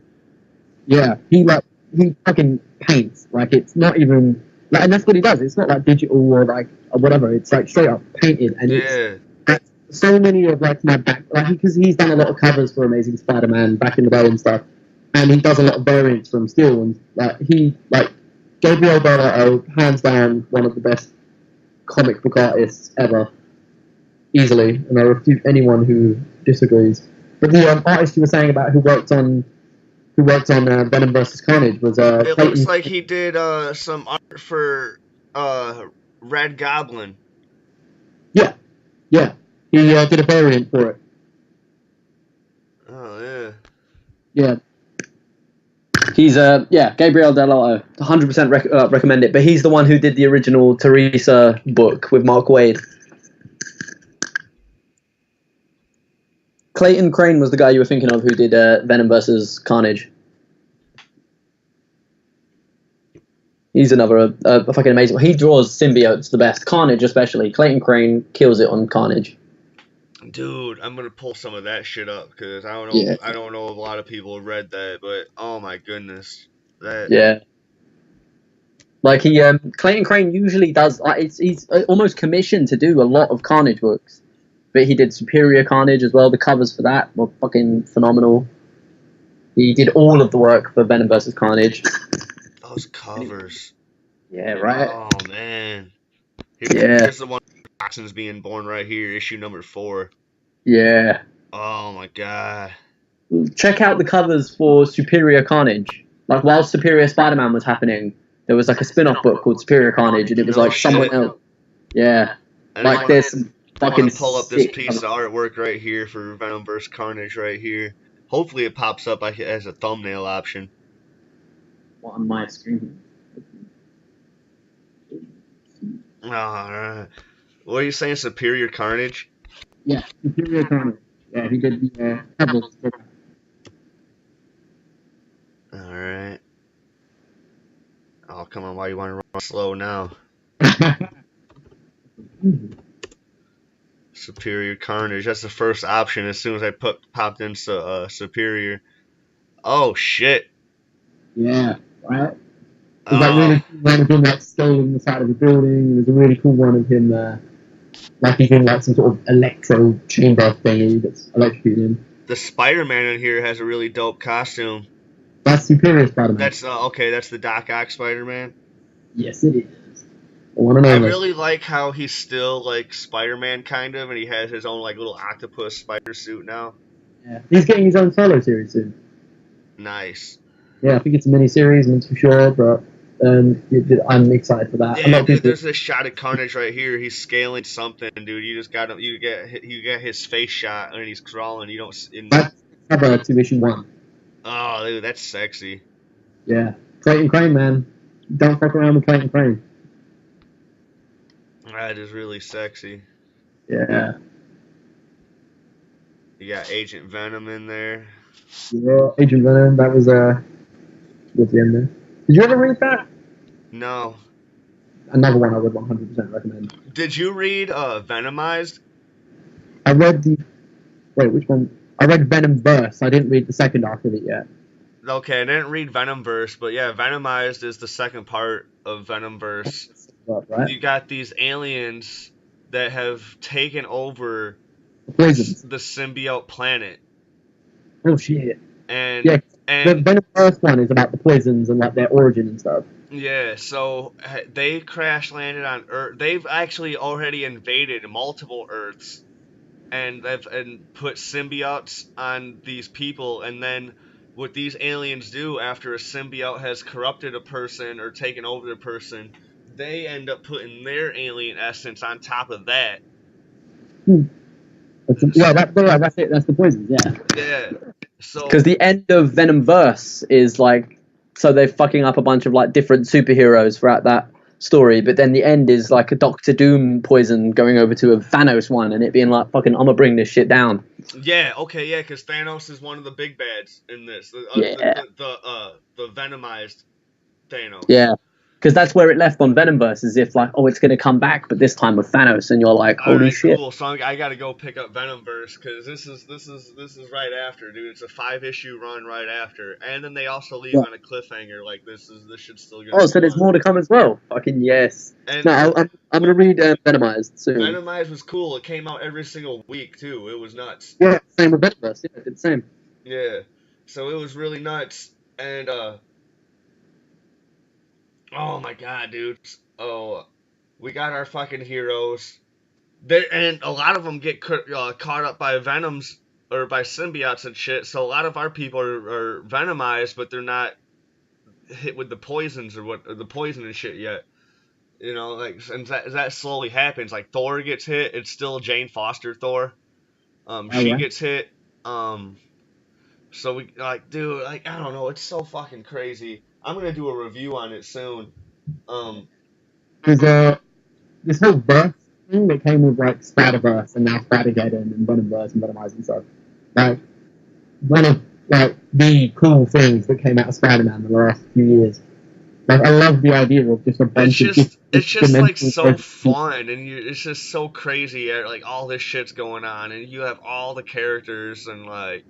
And it's just fun to build these little side stories that are going on. And you don't have to worry about continuity and shit. Like, it's its own little thing. One of them can die and it doesn't really matter, but the effect's still there. Yeah. And, like, that's I don't know, that's kind of what I miss about just comics. And that's kind of why I veer towards a lot of more indie stuff, because I can just pick up a mini-series that's going to end in 6 or 7 issues or whatever, and... Yeah. and be done with it and just pick up a new one. Yeah. There seems to be a lot less contained story going on in comics. Well, like it'd be fine. Like I'd be totally fine with picking up multiple Spider-Man titles, whatever. But then they're like, oh man, if you want to read, like you got to read this issue of Avengers to find out what happens next. But then you pick up that issue of Avengers. This what happened in my latest Scarlet Spider review, where I was all like, oh, this is to be continued in Damnation, Doctor Strange. But now and then I go in the review. And I'm like, well, and I bought Damnation, and I go flip to the fucking where it actually matters, where Spider-Man or Scarlet Spider comes in, and it's not until like the last couple pages, and I'm all like this. I'm like, you really didn't have to buy Damnation to find out what the fuck was going on in this book. And so like, selling like so many books at once. Yeah. But I enjoyed reading Damnation, so then I was like, well, now I'm gonna buy the rest of these Damnation books. And now I'm gonna you turn it like they get you turning into a fucking junkie for comic books, and it's just buying 6 or 7 titles. Yeah. That you're like, you see, this I'm gonna have trouble with Spider-Geddon because like when Spider-Verse came out, it did the same thing. It was like 4 or 5 different story arcs, and then Spider-Verse happening simultaneously. Yeah. And Spider-Man had one quite recently as well that crossed over with Venom called Venom Incorporated. And it's like, so every issue was like, you had an outfit issue, then the next one was Amazing Spider-Man, the next one was Venom, then it's Spider-Man again, then Venom again, and then it was an Omega issue. And it's like, it was great, but I was getting Venom anyway, so I didn't matter. But if I was someone who weren't reading one of those comics, I'd be really annoyed. And that's why I liked how I bought those comic books back in 2001 for $50, and I was reading Night Quest, because it was taking place during 2 Batman titles. It was taking place during Detective Comics Batman and then just Batman. So like you read one issue and then it's like to be continued you're reading Detective Comics. It's like next issues in Batman. So then you have to dig up your. I had them all in the same box. Luckily they were separated by a divider of which title they were. But then I'm all like, all right, now I got to go fucking dig this one up, read that, pull it out of the plastic, read it. Next issue is in Detective Comics. What the fuck are you like? Yeah. With marketing like that, the story better be good, right? Well, the story was fantastic. So Bane beat the shit out of Batman, dude, and everyone was pretending to be Batman for a while. You got introduced to Azrael. It was really cool. It was well worth it. And I'm lucky that I wasn't buying that shit monthly. I already had that shit in bulk at the time. So it's like the infamous Clone Saga for Spider-Man. It's like, because that was spanning across like fucking a million different books. Yeah. It was like, the story, it wasn't like your average crossover. It was like directly the next part of the story was it'll be Amazing Spider-Man one week and then Web of Spider-Man the next and then Spectacular Spider-Man, but it's like exactly the next part. That's what Maximum Carnage did. Maximum Carnage was going through 3 different Spider-Man titles, yeah, and then issue number 1 was its own separate Spider-Man title, and then issue number 15, the last issue of it, was its own separate Spider-Man title. The first 2 issues were their own separate Spider-Man titles, which branched off into the Spider-Man title that based itself more off the 90s like cartoon and shit. Yeah. It was Spider-Man Unlimited. They had a series called. Never mind. It was Spider-Man Unlimited. That's where it started. There was another Spider-Man title though that came out in the 90s. That was just Spider-Man. Because Maximum Carnage was going through Spectacular, Amazing, and Web all at the same time. Yeah. Because I've got all of that right here somewhere. I have them all too, except for the number 1 and number 15. I have them sitting right here. I can they're in a long box right in front. But I mean, that's the problem with comics. But at the same time, it's like you wouldn't change it because it fucking works. Like, I'm obviously gonna buy it. It's just I'm disgruntled because they know it and they're winning. Yeah. Just to fucking read a comic series, and I'm like, oh, fuck's sake. You're shaking your fist like those sons of bitches. Well, they got me. As I'm writing money down. As you're fucking opening your wallet and and again, it's like I don't think it'll ever change, but I'm not bothered. I don't want to spend money, but I really want to read Spider-Man, so it pays off. Yeah. Yeah. But yeah, Clone Saga was what people What was the happened? What happened towards the end of Venomize was the craziest shit. When so Cletus Cassidy is not in Carnage is not in Cletus, so they put a new symbiote inside of him. Oh yeah, And no, he I was thought about it. and he was totally rejecting it. He's like, "This is not my symbiote." But then finally, they were pushing him hard enough and hard enough and hard enough. They got the symbiote, and then they fucking poisonized him, dude. And then he was just running amok, dude, just being the craziest fucking Carnage son of. I don't know if that was the craziest Carnage ever, because I I don't know if you can ever compare the craziest Carnages ever, but he's Yeah. up there.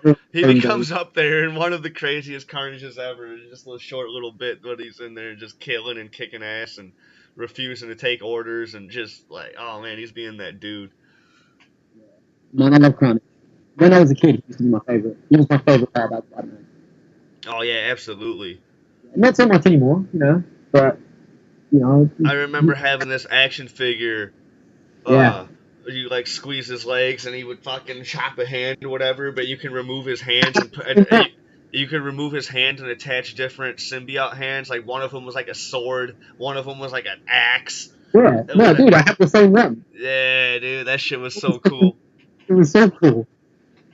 I used to have I used to have loads of action figures of like Spider-Man characters. I ended up giving a bunch of mine away to this kid I used to babysit that had autism. Yeah. I'm not trying to like praise myself and give a pat on the back. I was at the time I thought it was too cool for toys, and I was like, you know what, this kid could really use some toys or whatever that I really enjoyed as a kid. I think he'd enjoy them. So like, fucking boom. Nothing to do with him as having autism or anything. That was just part of his. That's just part of his existence. That's just something he has to be part like for his whole life. And he was 100% awesome kid. So like, I'm giving him my toys, and now I regret giving him my toys because I want those toys back. I want them. I want to play with them and shit. I've gone back on eBay and I've looked for it, and I'm sure I can get it, and it's not that expensive. But there was an action figure I used to have that was a Man Spider from the animated series. Yeah.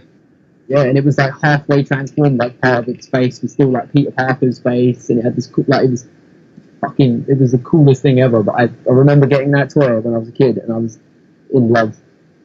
And the Rhino one I used to have, it was like this. It must have been like a diamond figure back in the day, like 90s ones or like 2000s one maybe. But it was the fucking coolest Rhino figure you've ever seen. Dude, I almost had every single cable because there was like a whole array of different cables. Like there was like an Arctic cable, there was like an aquamarine cable, there was like the regular basic cable. There was like 12 different cables, and I had like 8 of them, and I was like, man, I would go to KB Toys, and like. Yeah. And even though I would rarely, KB Toys was only at the mall, and I would barely ever go to the mall. But every time I went to the mall, I'd go to KB Toys, and I'd like hide. Anytime I saw a cable there, I'd try to like hide it like way in the back, like behind all the other action figures, just in chance like I go there again that year that it's still there, or whatever, and it never was. They used to sell a lot of Spider-Man ones in like a store near my house, and I don't know what it was. There was a period in time where my mum would reward us. I don't know. We did some chores or whatever, and she'd just get us a toy at a surprise, and that was how I got that Man Spider one. It was just something that she brought home, and I had no idea what it was. I had no like expectation for it because I'd never seen that toy before, and I remember like her just showing it to me, and I was like, "This is the fucking greatest thing I've ever seen." I never had a Man Spider toy, but I used to have like the big giant like feral Wolverine with like with like the ninja hat and the fucking like and like the hairy elbows and shit. Yeah, like the old Frank Miller style. Yeah, I had that, and I used to have a doppelganger toy. Fucking well, that's obscure. Yeah, doppelganger was the shit too. I think I traded. Right, this is the most 90s sentence ever. But I traded Pokemon cards for a Hobgoblin action figure. No shit. Yeah. Hobgoblin with the glider and everything, a little pumpkin bomb. It was cool. what makes Hobgoblin the absolute like the most absolute the shit is that Mark Hamill did the voice for him in the Yeah, '90s yeah, cartoon. he fucking did. Everyone gives credit for him as the Joker, and, rightfully so. It was awesome, but his Hobgoblin was my first love. Yeah, he was. What was the character? He played Gargoyle in the Hulk series as well. No, Ray, I didn't Yeah, know yeah. that. Say that again, sorry? I didn't know that. In the Hulk cartoon. Yeah, yeah. The 90s animated series. He played Gargoyle, who's the little midget dude who's constantly shadowing Leader. Oh man, I need to watch that again. Yeah, that one was the number one. It didn't get as much attention as like X-Men and Spider-Man, but it was definitely fucking good. I haven't seen that Hulk cartoon in like 10 years because I didn't even know it was a thing. And like that was back when I was like torrenting everything, and I had like all these big ass external hard drives, and I was just had like a huge collection of stuff. I had every single Gundam series. Fucking jealous. Random Wing, man. Random Wing was my shit. I used to get home from school, and I'd put on Dragon Ball Z, and then I'd watch Random Wing, and that was my daily routine. Oh, dude, Gundam Wing is actually probably one of the best Gundam series ever. Yeah, 100% agree. And it's really cool because it doesn't take place in the same universe as most of the other Gundam series do. Its own contained political drama, and I love that. And I remember all these kids that used to love Dragon Ball Z, and they hated Gundam Wing, and I was like, I love both. Yeah. And I think it was too smart for them. There's a lot of things. I just really liked anime in general. Like, I grew up watching like Ninja Scroll and like Ghost in the Shell and like Record of Lodoss War. So then, like, once Dragon Ball Z came, in the town that I live in, like, we didn't have the like Cartoon Network or whatever, all this whatever stuff that like most of the other country had, where they were watching Dragon Ball Z and shit on.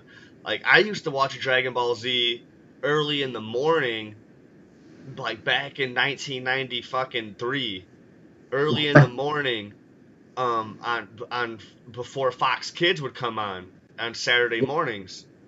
It would come on at 5 in the morning. There would be an hour of Dragon Ball Z, and then at 6 in the morning there'd be an hour of Doogie Howser. And then at 7 in the morning, that's when Fox Kids would be from 7 to 11. Yeah, yeah. And so I used to wake up super fucking early to fucking catch it. And sometimes they'd cut a half hour off of the Doogie Howser shit so they could play a whole Dragon Ball Z movie like Tree of Might or World's Strongest or shit like.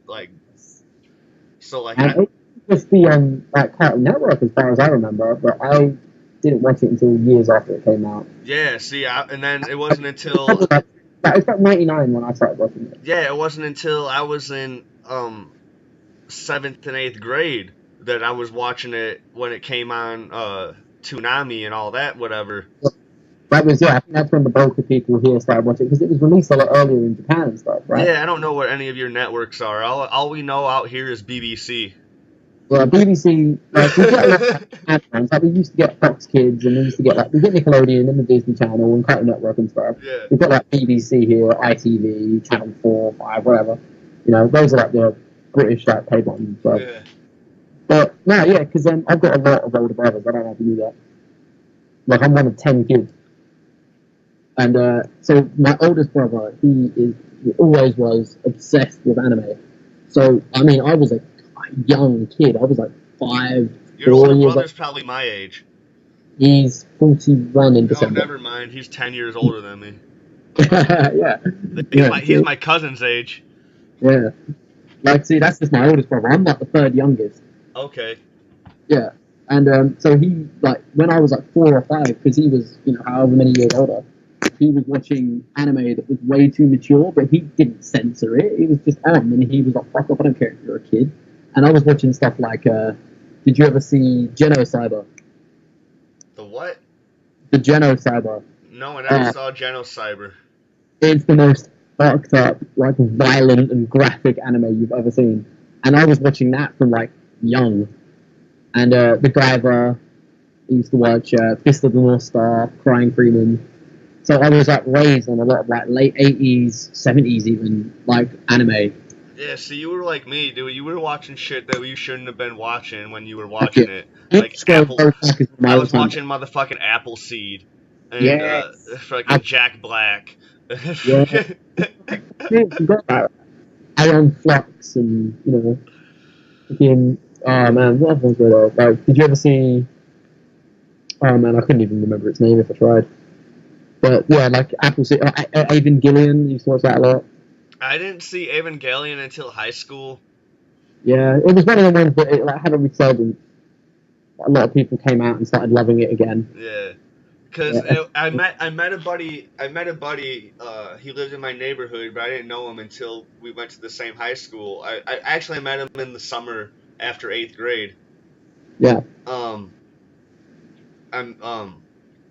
And he put me onto a lot of shit, dude. Like he put me onto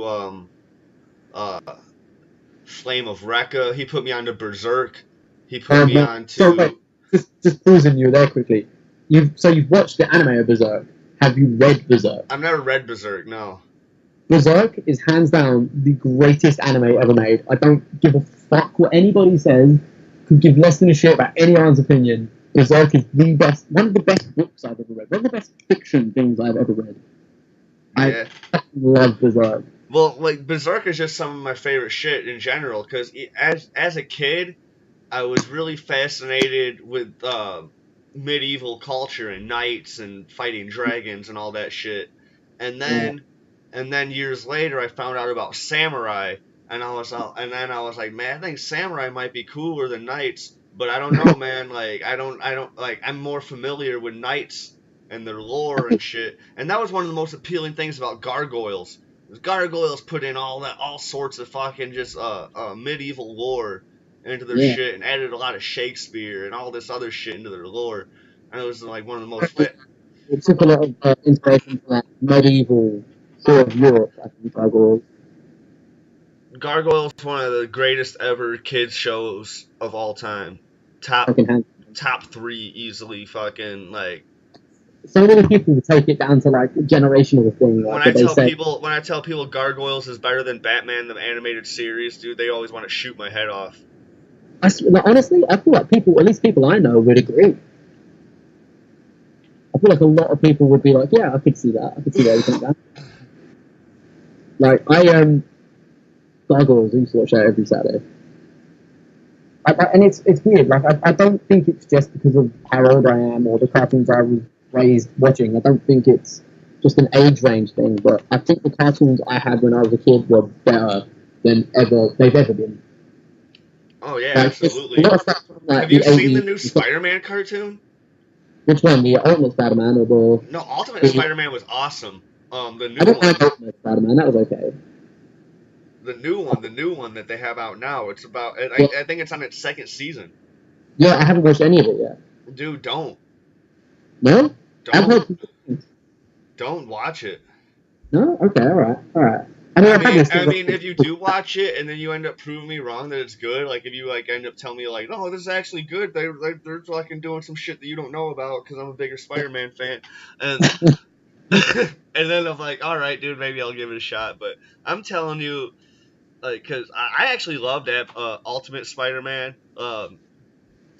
Like I didn't like the first couple seasons. I was like, this is kind of stupid. Like he's teaming up with Shield and all this shit. But then they just like got rid of all that shit completely.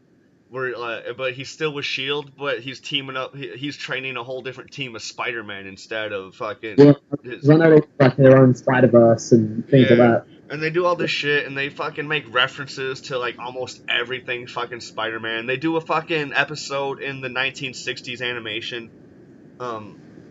Yeah. Like I don't know, like they just had a lot of fun with it. I felt, and I had fun watching it. This new show, like I don't know what they're trying to do with it. Like I watched like the first like maybe 7 episodes, and I'm like, man, dude, I don't know if I can get into it. I've heard some good things, but I haven't committed myself to watching it yet. I'm gonna try it at some point just because it's Spider-Man. I think it deserves my attention, even if it's shit. Yeah. Like, I mean, I watched the Japanese Spider-Man, Did you ever watch that? That movie where he fights like a fucking mech robot and shit? Well, yeah. Like, there was a TV series. Like that Super Sentai Spider-Man? Yeah. I've never seen it, but I've seen clips of it. It is the best, worst thing in the world. Did you see the 1974 Amazing Spider-Man movie? Yeah, that's alright, yeah. That movie was awesome. I really loved how it was like blatantly obvious, like anytime they're doing wall crawling scenes like that, he's like they really just have like a building that's on the ground or whatever, and he's just crawling on the building, and that's how they're filming it. Like the shadows and everything like don't make any sense. Like it's I mean, it's not as good, but it's like Spider-Man's version of the 60s Batman cartoon, or TV series. It's like cheesy and crap, and you sort of love it for no reason. Oh, It's like I love Linda Carter's Wonder Woman, the 70s Wonder Woman show. Like, I swear to God, on a daily basis. That show was awesome. I used to watch that with he wasn't my roommate at the time, but like at the time, like I had this but there was a time I had a roommate, but there was a years before we lived like we were neighbors in a duplex. Like he was my upstairs neighbor, I was a downstairs neighbor.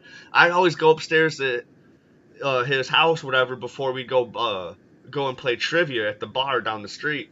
I'd go up to his house and and he'd be watching fucking Linda Carter's fucking Wonder Woman, and that shit was awesome.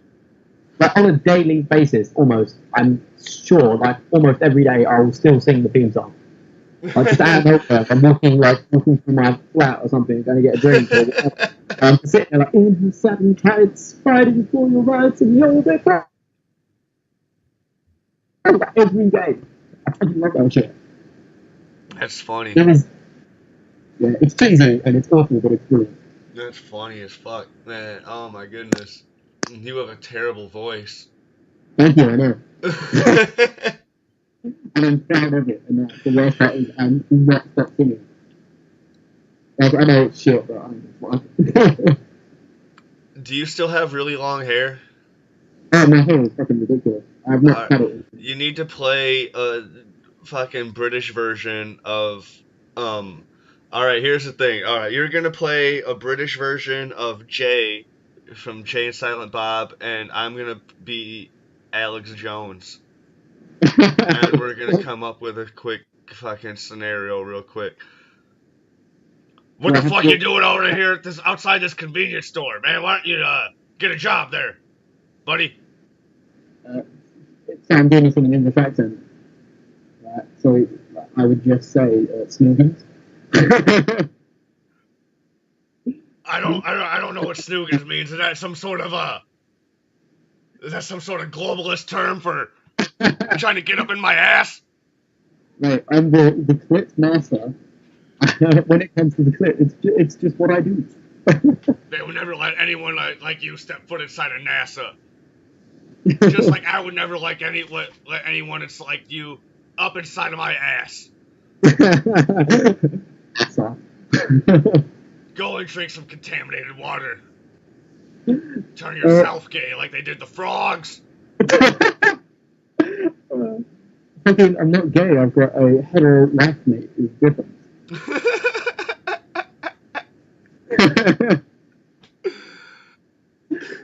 What's it? The line from Borat where he fucking knocks the floors out, and it's like, oh Joel, never before God. I was watching a Borat interview when he was on Opie and Anthony, and that shit was funny as fuck, dude. Patrice O'Neal was there. Rest in peace. What? Was it like Borat or was it like Sacha Baron Cohen? It was Borat. Yeah. He was playing Borat, and oh my goodness. Did you guys ever get the Ali G? It was back in 2000. It was an interview from back in 2006 when he was promoting the Borat movie. So this is way after Ali G. Okay. Did you guys get Ali G show over there? Yeah, it used to come on HBO, so like only people that had HBO you really knew about it. But the internet was starting to come around or whatever, so like a lot of people were able to find it illegally, and like so we knew about the Ali G show. It was a good time. I feel like we have to apologize for that show because 90% of it was taking the piss out of Americans. Yeah. And it was hilarious. We watched that back in the day all the time. because it's like a lot of people didn't know that that's like where Borat and Bruno and stuff came from. Yeah, and when that movie came out, like even like a lot of my friends and stuff, they didn't even know, and I was all like, "What are you talking about? You never saw Ali G show or any of this stuff? Like this dude's a character on a fucking show where he goes around and he just like acts like a fucking diplomat." Yeah. And he'd be like asking like serious, like he did one with like an IRA member. And it's just him dressed as some sort of hood rat, like fucking talking to like some huge politician during like the Northern Irish conflict, and it's like, man, how is this guy not dead? Yeah. Yeah, he was one of the first to sort of do that, I think. I think so, dude. And like, I wasn't really that big of a fan of the show. Like I had a lot of friends that were at the time, like when we were finding out about it, and I was like, I don't know, that's kind of funny. Whatever, because I didn't realize it was like, I didn't realize it was like pushing grounds and like pushing boundaries and just doing it like, I'm like it's funny. I to me it was just fucking like lowbrow potty humor, as you would say. Yeah. You know, and I was like, this shit's stupid. You know, like, and at the time I was like 15, 16. I thought I was above all that shit at the time. You know, like. When you're 16 and you're like, I'm an adult and I'm better than this. Yeah. And I had other friends that were just like cracking up over this stuff, whatever. You know, it's like the same people that are super adults now, and then I'm going back and like laughing at all the fucking dick and fart jokes, realizing that Kevin Smith was right the whole time, dude. Back in Chasing Amy, like that's where the money is, dude. Fucking dick and fart jokes. Exactly. It's in Blunt Man and Chronic, not in fucking writing a serious story. Yeah. That's why fucking Holden. Even though Chasing Amy is his most critically acclaimed best movie, but we know it's not his best movie. Nah, I mean it's one of my favorites. Just about the scene with Hooper X at the beginning. My hero's name is Maliqua. that black rage scene freaking breaks me every time.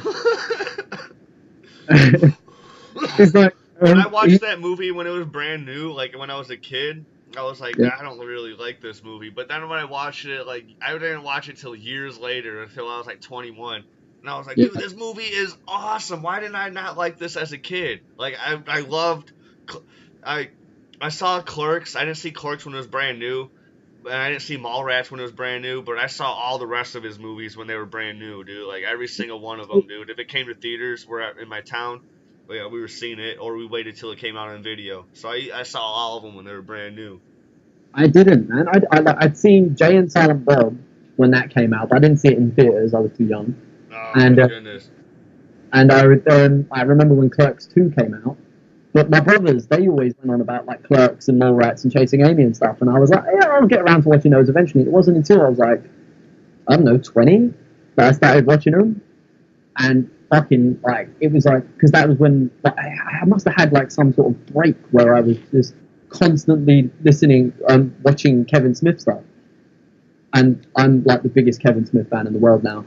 Like I can't stop. No. I'm the biggest Kevin Smith in the world. You're the biggest Spider-Man fan, dude. Right. We're gonna meet our fucking grounds right there. I'll challenge you to a duel. Fucking 10 paces. Fair enough. I'll let you have this one. All right. I'm Spider-Man. But I mean, just because you saw him at the time as well. You know, I was growing up being a fan. Like Kevin Smith and Stan Lee were my top two fucking role models when I was growing up. And they're in the same life. They work together. That's the best part. Yeah, when I saw Mallrats as a kid, when I was like fucking like 10 years old or whatever, dude, I was like, holy shit, dude.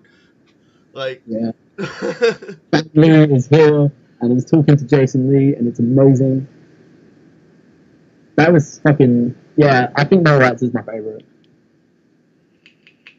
It's hard though. Like, have you seen any Kevin Smith's later stuff? Yeah. Yeah. Like, I don't want to be that guy and just sound like a fanboy, but I liked Tusk. You know what's making me want to buy a fucking PS4? What? That Spider-Man game. Fucking right? Dude, don't even get me started. That game, I'm so excited for it. Oh my god, dude! I haven't owned a console since 360, Yeah. and like I don't really game that hard. But lately, I've been wanting to buy a Nintendo Switch. So I got my I would really love if Spider-Man fucking third platformed into the Nintendo Switch as well. I just never see it happening. I think it's only going to be a Sony exclusive. I know, but you know how fun that would be because Switch kind of has a Wii motion capture in their Right, no, I've sticks, got one. Yeah. so you could really fucking web swing around fucking town and shit, dude. Imagine how fun that would be. Yeah, that'd be no, I'd be hella into that. But like, because I didn't have a PS4, like I moved in with my girlfriend and she's got one, so Yeah. I'm like taking full advantage of it. I don't get off it anymore. But Well, and then, like, you just need to buy two PS4s and have one at your place, have one at her place. because I live with my girlfriend now. I don't live back with my parents anymore. So I only need the one. She just doesn't get to use it. Oh man, I'm about to be moving farther away from you, dude. I got my final settlement offer for my injury that I got. When Yeah. I saw about that before when you both crashed it. and I'm gonna be moving closer towards Ivan over down in Arizona. Right? Yeah. Fucking A. Where the weather's warmer. Where are you now, actually? I am in Illinois. I'm about an hour and a half west of Chicago. Chicago. Yeah, I can hear it in the accent, actually, yeah. He said, "Yeah, Chicago." You fucking dick! You sounded like a Blues Brother. I fucking love the Blues Brothers. I'm on a mission from God, and that mission is to do a terrible Chicago accent. We're just really nasally out here, and I'm kind of nasally myself. I've just been getting over a cold, so like, Yeah. but just in this whole like Midwestern area, dude. Yeah, we're all kind of nasally because we have to deal with like really heavy winds and like Yeah. cold weather and shit. So Constantly and it's not like it's always unexpected weather changes. It's like one day it's like 90 degrees with like 100% humidity. Next day it's fucking cold and rainy. Next day it's snowing. Next day it's fucking it's like really fucked up out here. Like you really want to believe in the HARP conspiracy. London's like a stereotype about its weather. Like it can be summer and it's like slightly warmer, but it's raining, or it can be winter and it's freezing cold, but it's raining, and it almost never snows. And in the summer, it's almost never that hot. Like England has just gone through like what they call a heat wave. It's not that hot in comparison to places like I don't know where you guys are even. Like it's not that hot. But here, everyone is fucking like is fainting and dying, and they're having to do fucking all kinds of horrible shit just because we're not used to it, like a heat wave. Yeah. Yeah, but like yeah, here it's basically always raining. It was raining today, I think, and I like that. That's my kind of weather. This year has been really weird. It's actually been really weird the past 3 years. This year's been really weird. Like it's just been raining like almost every single day, and it's just been nonstop humidity. I like and like everybody has to mow their grass, but the grass is too wet to mow, so like you're just clogging up your lawnmower and fucking it just takes forever. But it needs to be done because the how much it's been raining, the grass has been growing even faster.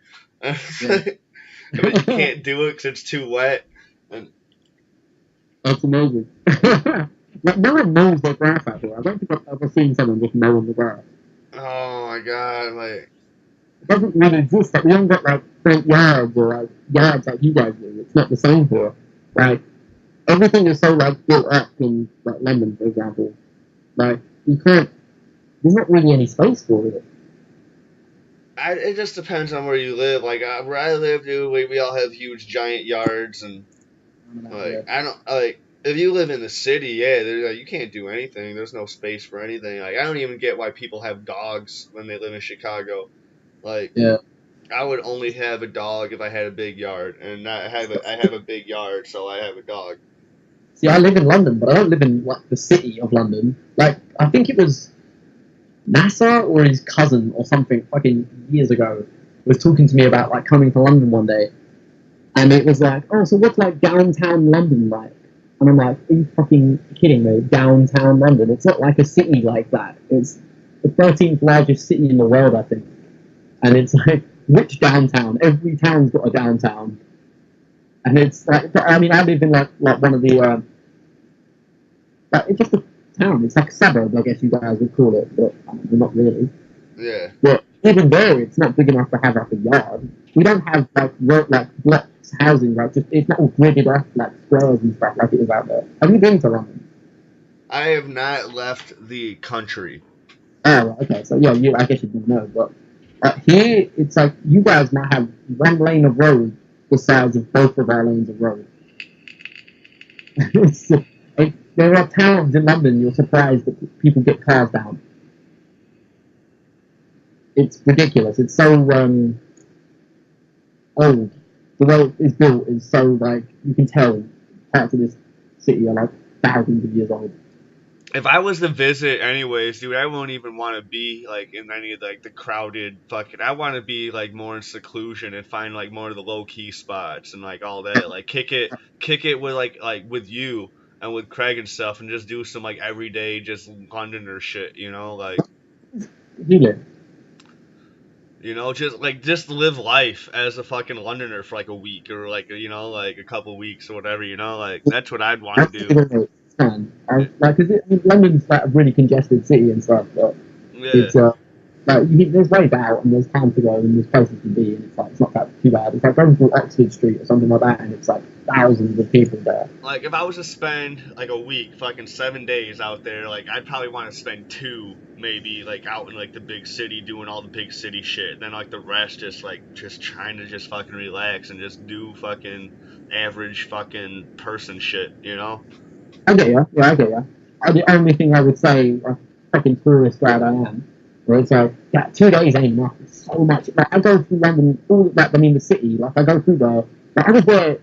There's a place called Shoreditch in East London, and it's like really hipster and trendy, but it's also quite dilapidated.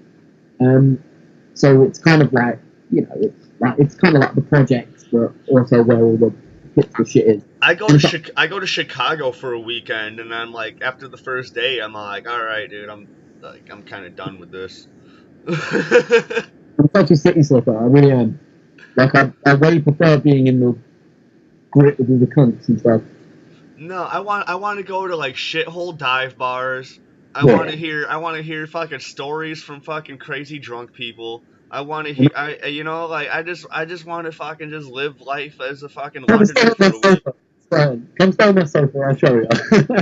I want to do I want to do the fun stuff that I do in America, just in a different country. You know, like it's like you're at home, but home is different for a week. yeah. Yeah, no, fuck that. Come here, stay on my sofa. You can, it's fine. And I'll show you the weird shit. Cause I already know, like anywhere I go, I'm gonna have an absolute blast. Just because like I have this, I'm just like outgoing and I can just do that. But I at least want to have a buddy with me, so I don't want to have like someone like you along with me. So like, if for at least for like the first day or so, where like so I can like at least know where I'm going or whatever, and like it's not easy here, man. Like I could sit there and like, did you ever? There's a movie called Get Into the Greek, Jonah Hill, like Russell Brand, and there's a part where they're in a cab going through London to an airport, and the cab driver's like, "Oh, we can go through Hounslow and Staines, and we can go up the Chiswick Roundabout and all this stuff." And like Jonah Hill was listening, "Where the fuck are we? Are we in Middle Earth?" Like that's what like I could sit there and say, "Oh, Piccadilly Circus," or looking Leicester Square and Glasgow and Greenwich and all these places, and it's like, oh, that's just around the corner for me, but for you guys, that must sound like the most alien thing ever. You'd get lost here. You wouldn't know where to start. all right. Here. It's the most ridiculous place I've ever been. I've been to a few places. Right? I've been to like fucking California and LA and all that shit. I've been to San Francisco, all that kind of stuff. London is fucking vastly more confusing. I think Russell Brand gives you guys a bad name because like I never even know what the fuck that dude's talking about. And with the thing, and like it's not that like he's talking about shit that's like above my comprehension. It's because it's not, because like I'm actually into a lot of the same shit that he's into about like all the spirituality and shit. But like he'll just start going off on a goddamn tangent, and like he's like I sometimes think that he forgets what he's even talking about, and then he'll just start just going off and just start talking just to be talking. And People who like Russell Brand, weirdly enough. I And I'm did. all like, Russell Brand, dude, stop talking for a second, dude. Fucking ground yourself here for a second, dude. Follow your own advice. Fucking. So he said that himself. Like, I'm not even embarrassed to admit it. Like, I read his biography, I never read and it. it's a really surprisingly good book. Like, he's really honest, and he says it himself. Like, he loves to talk because he's so mentally fucked up. He has to be the center of attention. So that's probably why he does it. Like, goes up Okay, and so all the he's aware that he's just talking. yeah. Okay, all I right. said it I just to people. my respect level for him just went up a little bit, dude. So it like because that self awareness, it just went up about a couple percent. Like, the thing I always say to people that like they say they hate him or whatever, I'm like, because I'm not defending the guy because sometimes he's a bit of a twit, but like what I always say is like he's the first person to tell you all of his flaws, like the first person to tell you when he's being a dick, and I'm like, okay, fair enough. At least he admits it, and I dig that. And he's like, his book is so fucking honest, man. He has done some weird shit. Like he used to do a show here, and I can't remember what it was. It was just like late night bullshit TV or something he used to do for a journalism thing. I can't remember. I'm not too sure. But it would be like, oh, he'd go out and do something, and then he would just go and see what this experience is. Like he might spend a night clubbing in a gay bar, or one night he'll be, I don't know, taking drugs and then writing about it, or something like that. There was one where he went to this gay bar, and it's like a guy asking him to jerk him off. And so Russell Brand was like, yeah, I'll jerk you off just to see what that's like. Oh wow.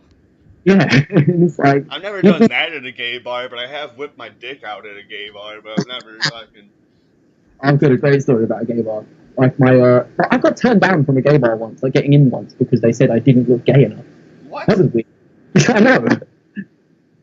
But so I was with one of my friends, and he was chasing after these Spanish girls that he knew for some reason. And so they went to gay bars to avoid getting hit on. So he followed them to a gay bar to hit on them, like a classy gentleman he is. And he's quite like all masculine and gets uncomfortable about that kind of stuff. But so we go to the bar, and this guy like starts flirting with him. Like it's like, oh, can I buy you a drink? So he gets all like nervous and like anxious or whatever.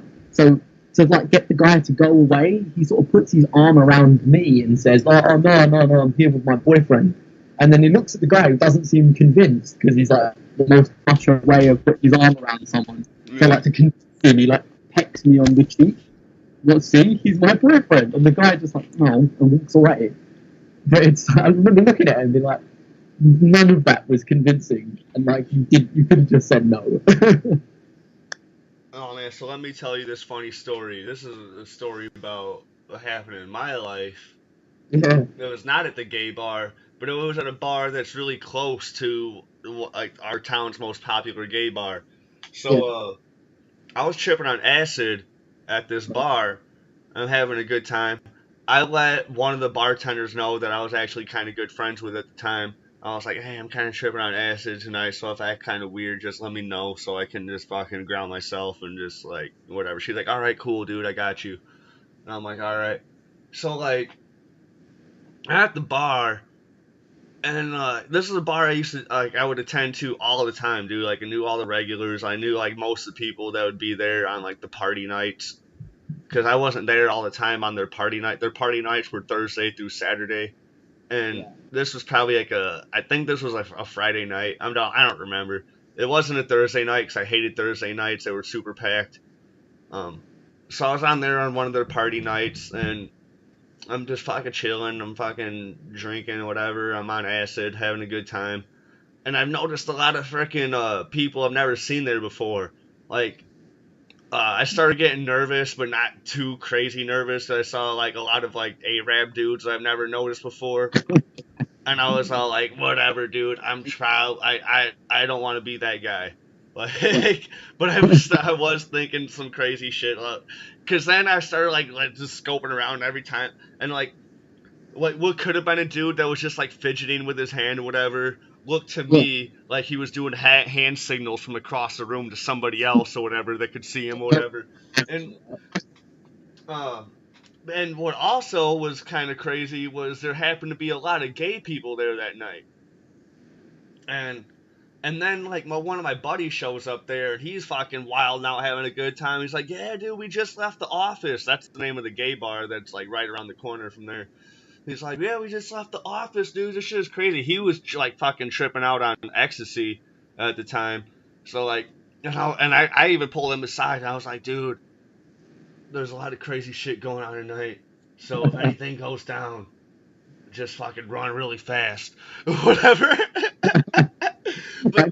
But then I forget all about any of that shit that's going on, and I'm chilling at the bar, and I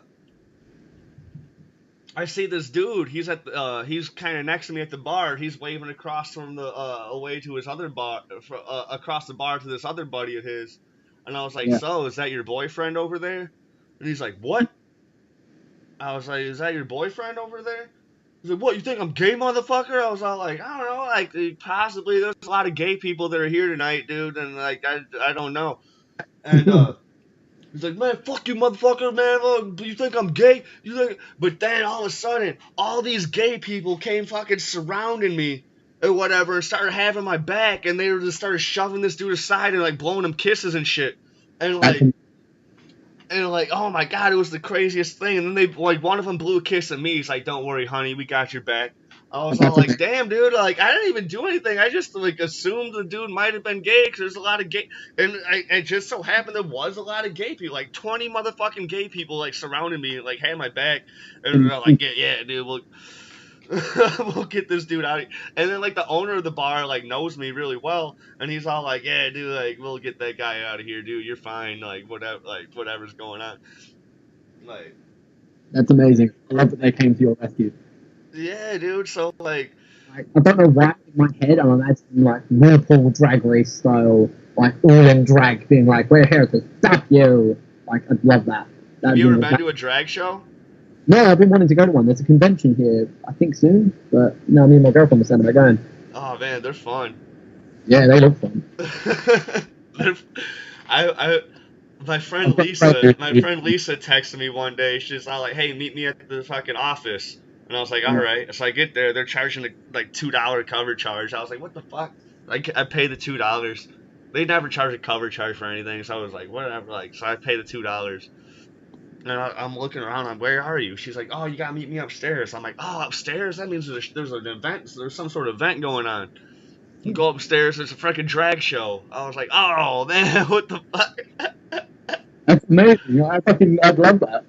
I feel like London's got a pretty big gay scene. Yeah. Like the whole part of like central West London, like in the city, there's a place called Soho, which is known for being like really gay, and there's a lot of like sex shops and like gay bars and gay clubs and stuff, and a lot of just straight clubs and whatever, but mainly gay.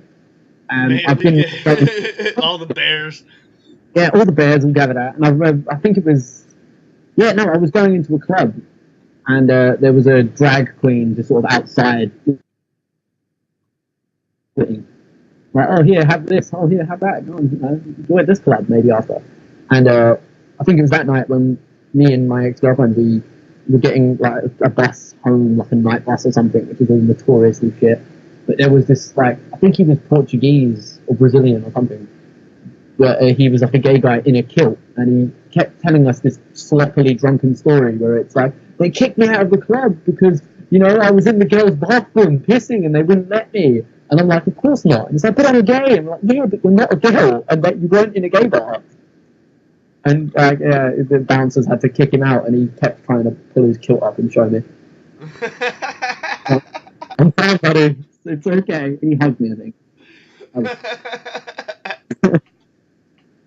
Like, going through Soho is the best. Like you just walk through it, and it's like there's always something happening. Like in the middle of the night, there's always some shit going down. And it's always fun. Like, there's always a drag queen having an argument, or I don't know, bouncers punching out some homophobes. Oh jeez. Yeah. And I want to go to a drag show now. I'm just going to convince my girlfriend. So how do you feel about the Sony's Spider-Verse that they're potentially planning on building without Spider-Man? For me, it's kind of like I'm gonna like it probably because I know who Silver Sable is. A lot of people don't or whatever. And Spider-Man's Yeah, obviously. but they were gonna have it was gonna be called Black and Silver. They were Black Cat and Silver Sable, but now they're talking about they're not gonna have that be a duo movie. They're gonna have two separate solo movies now. I think it's better as a solo movie, although, Black Cat would work as a good villain for Silver Sable, they bounce off each other well, whatever. Like, I get it. I think, cool, whatever. I don't think it's bad. I don't think I'm losing anything by it being there. I'm only going to get something out of it. But it does feel kind of like, what's the point? I think it'd be better if they just did animated movies, like the Spider-Verse movie they're doing, the Miles Morales one. Right, they should just do more of that. They don't need to focus on a fucking... What's the new one they're doing? Like Morbius and stuff? Like, come on. I 100% agree, dude. Do animated movies. Right, they would work more. Like, you can have Spider-Man in there. It doesn't have to be live action. Like, Marvel, I'm sure, would be okay with that. It would be a perfect way to combat with the fucking powerhouse that Warner Brothers has been doing with the DC animated films. Exactly. And like, again, Miles Morales movie has got Peter Parker in it, so they can use that. Yeah. So why not do a Spider-Man animated movie? Oh my god, dude, I didn't even think about that, but I 100% agree, dude. Fucking make more animated movies. It makes so much more sense. Yeah. And instead of doing a fucking, like, what they are doing a Jackpot movie, that's the most obscure shit. And I'm just like, just do it. Like, if you want to hit that demographic, do Spider-Gwen. At least she's popular. At least you don't need Peter Parker with that one. Now, I don't think you need Peter Parker necessarily. I mean, you can do the stories without it. It'd just be, like, again, Morbius. Without Spider-Man involved, Michael Morbius is just a guy who turned himself into a vampire. Yeah. Like a Morbius and Blade movie would be like really cool to put in animated. Yeah, that would work better. Like if if Blade or something in there, yeah, I'm all about it. Yeah, just like they did in the cartoon, man. Like that shit fit in perfectly. And exactly. Yeah,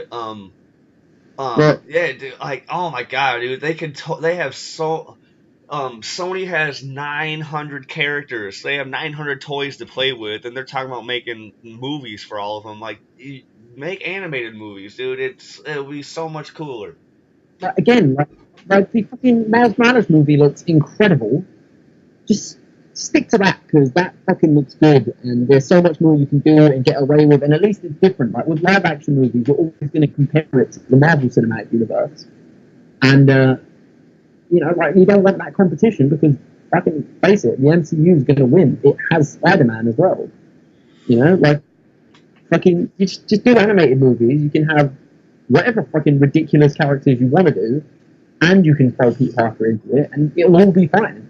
And it'll be, I'm so confused. Plus, since it's animated, you can probably have a better chance of borrowing MCU characters. I can tell you, exactly. Like I said, the Miles Morales movie's got Spider-Man in it. So, like Peter Parker. So, at least. Kind of, MCU's renting Spider-Man. Disney's renting Spider-Man from Sony, basically. Then it confuses me why he's not in Venom. Or why he won't be in Silver and Black. Or why he won't be in fucking... And what was crazy, before, like, Venom had its even first trailer out, they were even saying, like, in interviews and stuff, that Tom Holland is going to make an appearance in the Venom movie. But now it's, like, apparent that he's not at all, dude. Like, it's not even a thing. Yeah, like they sort of backtracked on that one. Yeah. Maybe they did a bit in the contact conflict or some bullshit. But I'd prefer that personally. But I'm not gonna stick my nose up at it. If a fucking Jackpot movie comes out, I'm like, whatever. I mean, it's a Spider-Man character. I'm obviously going to pay to go and see it. But yeah. It might be good. I don't know. Like, Venom looks pretty fucking solid. I wasn't expecting that to look as good as it does without Peter Parker being involved. I was relaxing that spider on his chest. But, I am thinking we'll have the Prowler in Spider-Man 3. No, yeah. But he won't be a main villain. He'll be a villain that's in the opening credits, like that Spider-Man just like takes out during something or whatever, and he Yeah. unmasks him, and it's fucking Childish Gambino or whatever. But then he'll still be in the rest of the movie, but just as a police informant or fucking like Exactly. uh, I don't mind. Villains like Tyler, they don't need to be like main villains, I guess. yeah, that's what I'm saying. It'd be really fun, dude. Because for one, Donald Glover is super fucking busy guy, and like. Fucking love that guy. And I know he would totally be down just for fucking wearing the Prowler fucking costume and being badass for like 5 minutes on screen, and fucking and then just calling it a day, and then just being in for like 30 minutes of the movie in general. Yeah. While he's fucking doing all his other fucking cool shit that he's doing, like touring and fucking making music and writing Atlanta and. Yeah. Fucking, he is busy. He's a busy guy, dude. He was on Forbes like 5 years ago as like the dude that's fucking gonna fucking take over the world. Yeah. Like, did you ever watch Community? The what? Community. Yeah, I watch Community. Yeah, dude, I love Community. Recently, like, it's playing in the bedroom right now behind the walls that I'm talking to you on. Like, it's playing right now. But fucking, like, I love Community and stuff like that, and it's like apparently enormous. Yeah, I've been watching him since. Did you ever see that movie that he wrote called Mystery Team? I was just about to say, did you ever see any of the Derek comedy stuff? Yeah, Derek Comedy Mystery Team, dude. That shit, like, dude, I put so many people onto that movie, and this was back before motherfuckers were loving Childish Gambino or fucking just loving Donald Glover. Because this was back when Camp came out. Remember that album Campy that he had? I've been on a mad Gambino. So this was when Camp came out, and motherfuckers were still not on the ball, dude. I was all like, because I was watching Community, and then I saw an interview or something where he's talking about he's a rapper, and then I found his rap album, or I found all his rap albums. I fucking boom, downloaded them all, and then Camp came out. Yeah. This was in 2009 or 10. This was like 2010, and he's fucking like he's incredible. So I'm playing this album all day at the warehouse and shit at work, and motherfuckers like, turn this shit off, dude. This is garbage. This is fucking terrible. I'm like, just you wait, dude. This dude's gonna blow up. There was one other dude that was co-signing with me. He's all like, yeah, dude. He's like, I don't really like this album, but dude, I do agree with you. This dude right here, he's gonna blow up, man. Like, he's gonna be big. And he fucking takes over the world. He just played a headline show recently. Man. If dude had a stock market, dude, I would have put all of my money into it. Okay, no, it's like one of the ones you see it happening. I've been following Donald Glover since what year? It's probably like 2004, 2005. Like, I used to watch him on Derek Comedy, which is where Mystery Team span out of. It was just like this YouTube show that they used to do. It was like affiliated with College Humor. Yeah, see, I didn't find out about Derek Comedy until way later. Yeah. Yeah, no, that was where I first discovered him. Like, me and a friend used to like watch Derek Comedy back in the fucking day, like 2004, 2005 probably. I'm not too sure, but like, I've been a fan of him ever since. And it was like even then, I was watching it, and it was like everyone that had him in the front and center, you were like, I know he's the one who's going to get famous out of it. Yeah. The other two, like, he even had the dude who played Duncan. He used to rap on I Am Not. He was on a couple tracks on I Am Not a Rapper Part 2. And, and like he was actually pretty good, but like that dude never blew up. And then the other guy that played Charlie, I think his name is. Yeah. But he fucking never blew up either. But yeah, you knew right away that fucking.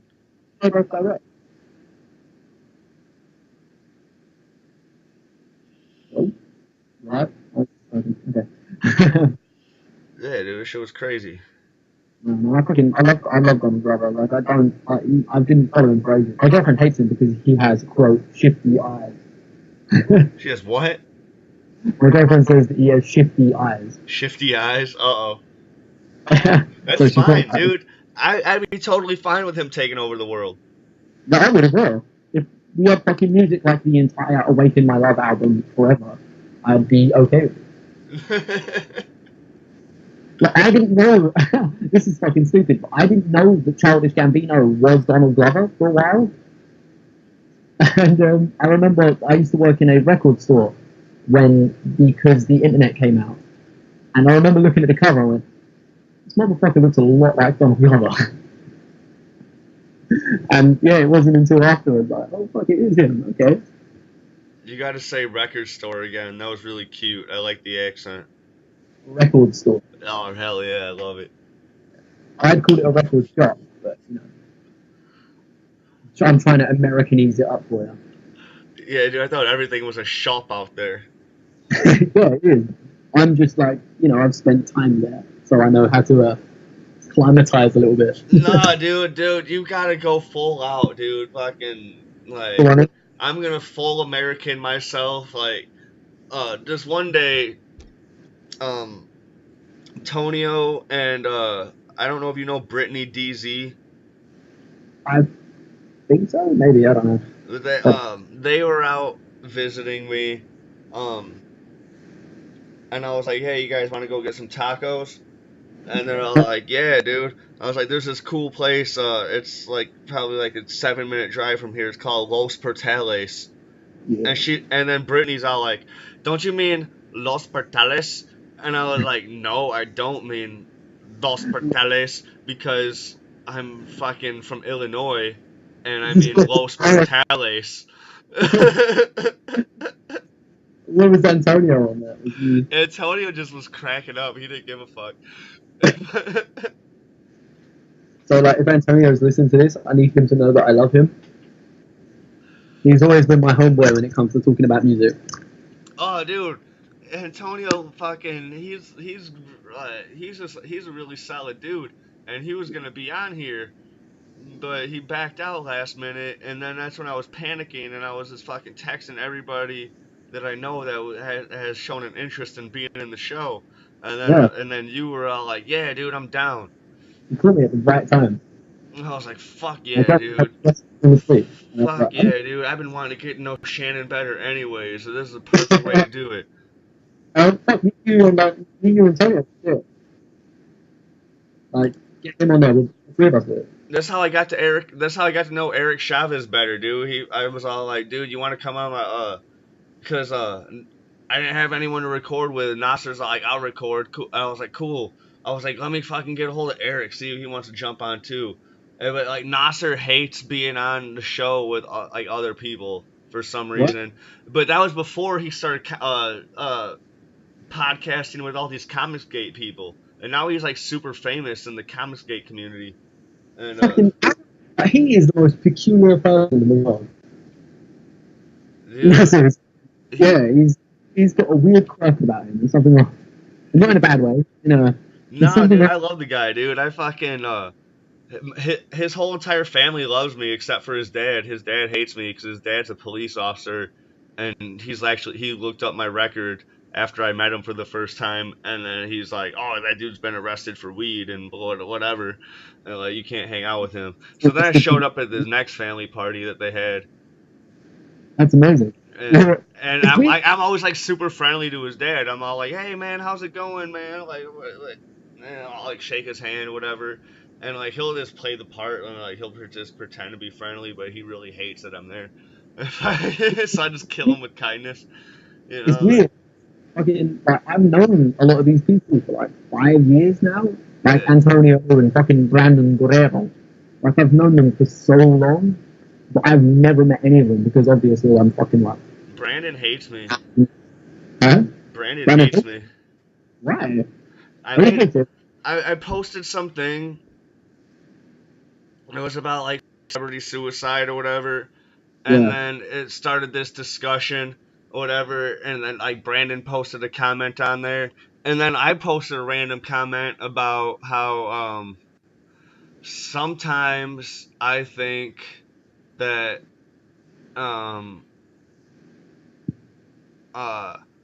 like, I posted, like, some shit in the regards of fucking suicide being a sort of, like, a pro-choice, pro-life matter, where, like, there are some cases where motherfuckers, like, especially in these celebrity instances, where like they just feel like they've just had enough with life, they've done it all, they like whatever, dude. Like there's really nothing more they can do, or whatever. Like they've gotten the help, they've gotten the help, they've gotten the therapy, they've done all the whatever, dude, and none of it was enough.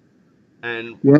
so like they end it, dude, and Yeah, I definitely think I'm on the argument of like it's not my choice to say if someone else wants to die, and I'd be a yeah, hypocrite. yeah. So like I got in this huge, and then he started getting really personal about it, like with like the whole like him and Janie stuff.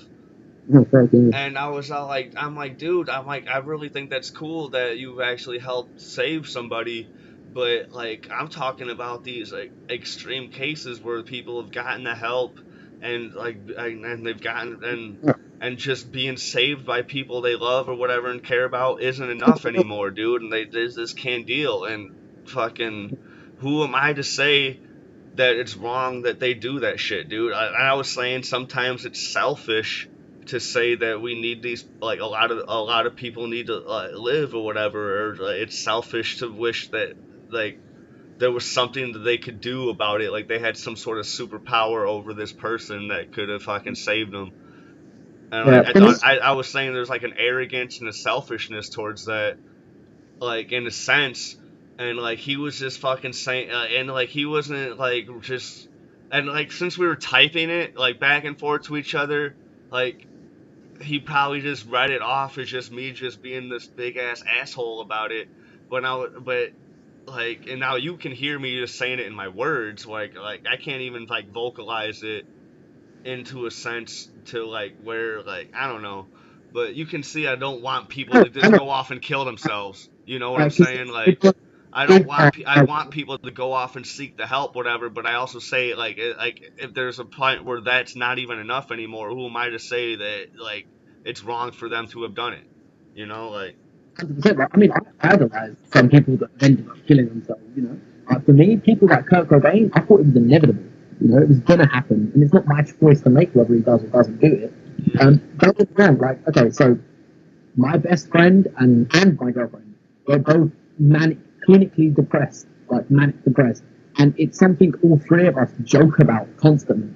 It's probably a really real scenario that one day one of them two is going to kill themselves. It just is. And but we like to make fun of it, you know, right? Because that's just our way of dealing with shit. But you know, if it happens, you know, obviously you're going to be sad. Obviously, you don't want them to do that, but it's not my decision to make. It's not selfish, Braveheart, really. It's just, like, I mean, I get what Brandon's saying. Obviously, I'm 100% like. no, I was totally 100% getting what he was saying, but on the same side, he was totally just disregarding anything I had to say about it. You know, like.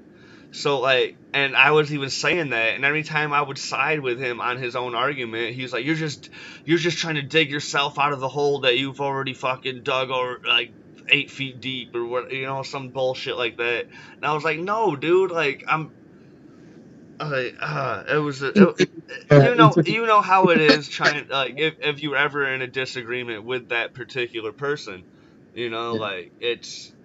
You're not gonna win. You're not gonna win because he's already set on what his beliefs are, and he's not changing. Let me preface this by saying that I fucking love Brandon more than anything on the planet. I do too, and I like it upsets me that when he was all like, "Dude, I'm done with you forever, dude. Fuck you," and all this shit, dude. I was like, "Damn, dude, like that shit hurt. That shit hurt me, dude." Like, Well, I mean, I 100% get where he's coming from, and don't get me wrong, I've been in many situations very similar to what he's been in, but I don't know, I have too. A friend of mine, a really close friend of mine, shot herself in the head a year and a half ago. Yeah, like, you know, so like I those friends call me up in the middle of the night, like fucking crying down the phone and fucking hanging up after like 5 seconds, saying that they're just going to kill themselves, and I'm not being able to call them back or whatever, and I'm just sitting there in the loop going, "Oh fuck, are they dead? I don't know." You know what I mean? Like, I've been there, like. But, dude, we've all been there. That's like, I'm not saying we've all been there, but like I was coming out there from like a similar fucking place that he's been in. You know, and I'm just, I wasn't trying to just put it out there on Front Street at the time, you know, I was like... Like, I get both arguments, obviously, but sometimes, maybe like it came from a place of a little bit more emotion. He was obviously emotional about the situation, right? So I guess I can understand why he'd be mad. Yeah, and I try when I try to talk about things like that, I try to set all emotion aside. I try to just put just all logic into the matter, just all, like It's in like, just the whole broad perspective, like the whole big picture, like what's going on with the other person yeah, instead of on what's going on, what we think what's going on with the other person, what's actually going on with the other person, like. so many times I've had to say, suicide is not selfish. It isn't. It can't be. But like in its design, it can't be. Like that person thinks it's so bad for the world that it wants to be not part of it. But that's why Brandon hates me. But he didn't block me. He just deleted me as a friend because I can still see his stuff on like all the nerd posts or whatever. He didn't block me, so I'm still part of ATG and everything. Yeah, And and that's sad. Brandon's cool, dude. like I didn't like.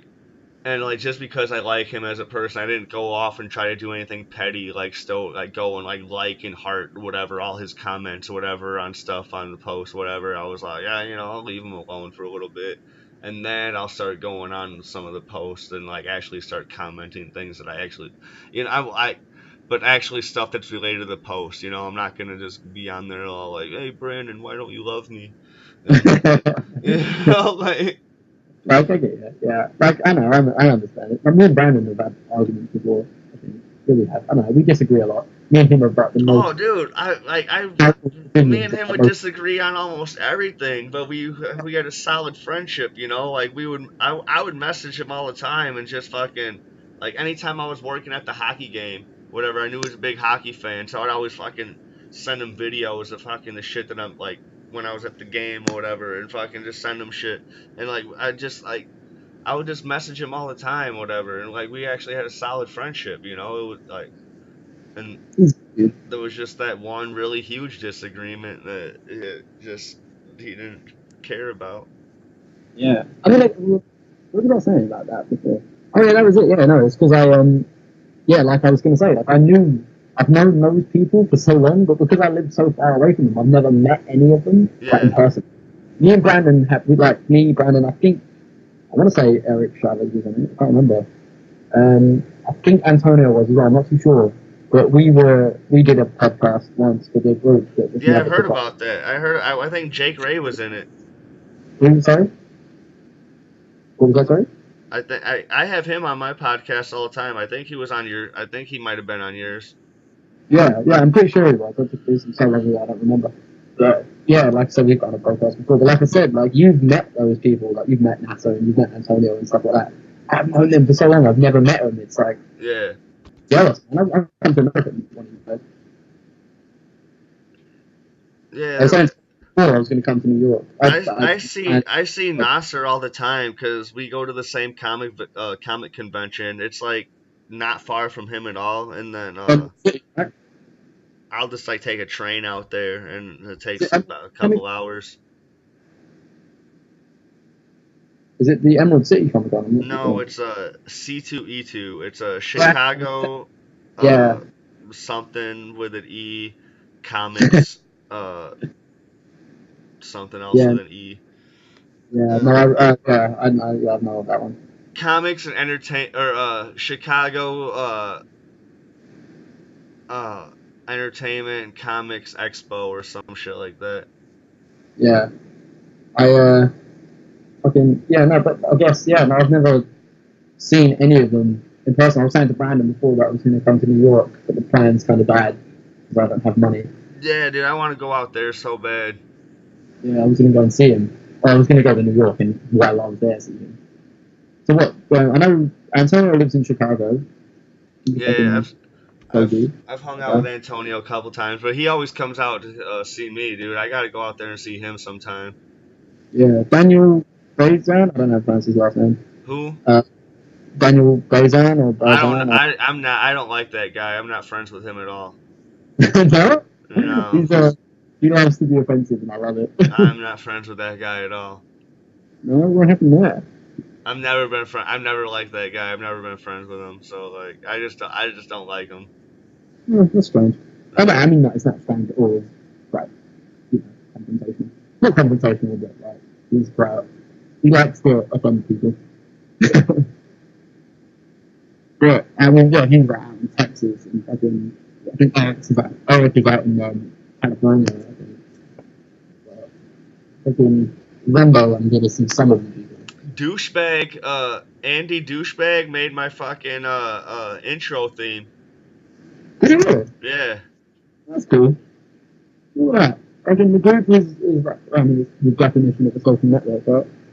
Yeah, dude, he did it for free. He was all like, "Dude, I need to do it for a class or whatever, dude." And then he came on my show that night, and it was awesome. It was a good time. Yeah, that's awesome. I wish I had any talent in order to do that.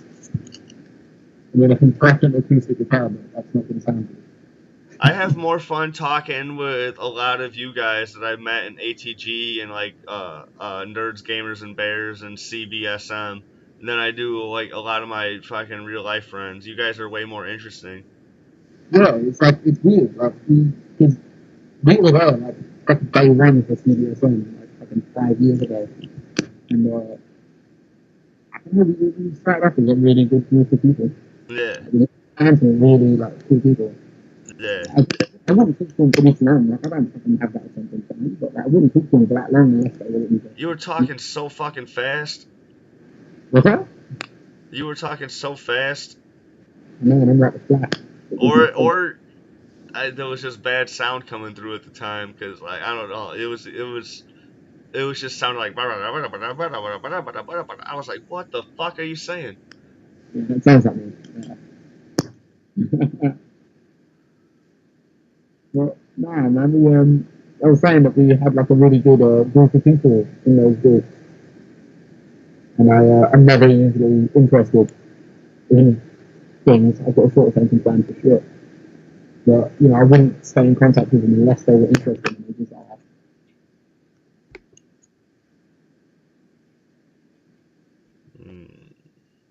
what do you mean? So, damn, I had a question. I forgot it.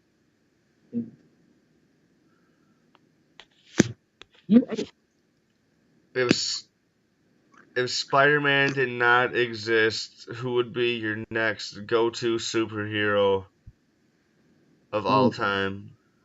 Does it have to be one or can it be a group? I can't hear you. Does it have to be one superhero or can it be a group? It can be anybody. It could be Image, DC, Marvel, fucking some other indie shit that. Hands down, it would have to be the Fantastic Four. All of them. All Like of that them. would be your book. That would be your go-to storyline. Would be the Fantastic Four. If I couldn't have the Amazing Spider-Man and there was only one comic book in existence that I get to choose, it would be the Fantastic Four. Okay, hell yeah. Yeah, I mean, when you get Fantastic Four, you also get fucking Doctor Doom and Galactus and fucking the Silver Surfer, who are the coolest characters. Yeah. Okay. Yeah. You get the whole lore. You get the Mole Man. You get the fucking. Monster Island, yeah, fucking Annihilus, the Negative Zone. The negatives. I was just about to say the Negative Zone. Fuck yeah, dude. Okay.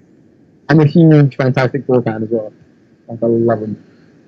Like, I'm not a big fan of like the team itself, but I'm a big fan of what Fantastic Four has brought to the table. Yeah, it's definitely it saved comics when it first debuted, and that's a big deal. But who would you pick? Oh man, no more Spider-Man, and I get to pick.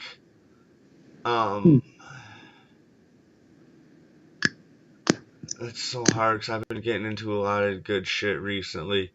I'd probably still have to say, like, I was about to, no, I was about to say Green Lantern, but I want to go back with another street level fucking type fucking dude, and I'll just go with Daredevil. I'll Yeah. fucking just get. Daredevil. I would just get really super into the Daredevil lore because he is really close to Spider-Man. He uses a billy club and he fucking web slings around fucking town. He fucking Yeah. fights like really kick ass, dude. He does fucking the super. He doesn't do the super crazy flexible shit that Spider-Man does, but he he's the closest motherfucker to be doing that shit. Him and I fucking don't. Iron Fist. Yeah. Yeah, Man, fucking Daredevil is such an underrated character. He should be way more A-list than he is. yeah, yeah. Solid story arc. The Mark Waid run is brilliant. I got a lot of Mark Waid books. Yeah.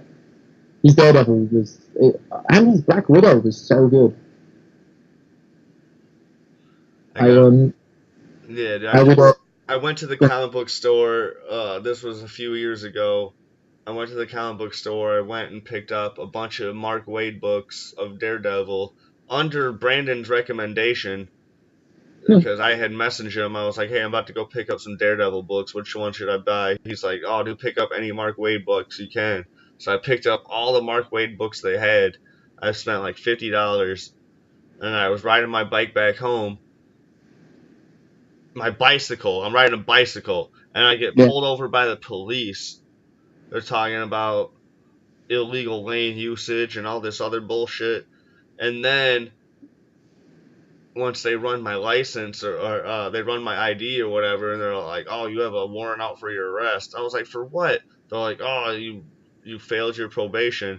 I was like, "Oh, what the fuck?" So I'm not gonna go into all that, but so then when I got out of jail and I had those books or whatever, I didn't even fucking touch them or read them or anything. So like anytime I tried to pick one of them up, and it just reminded me of fucking getting pulled over by the police. So I just had them sitting in a fucking pile.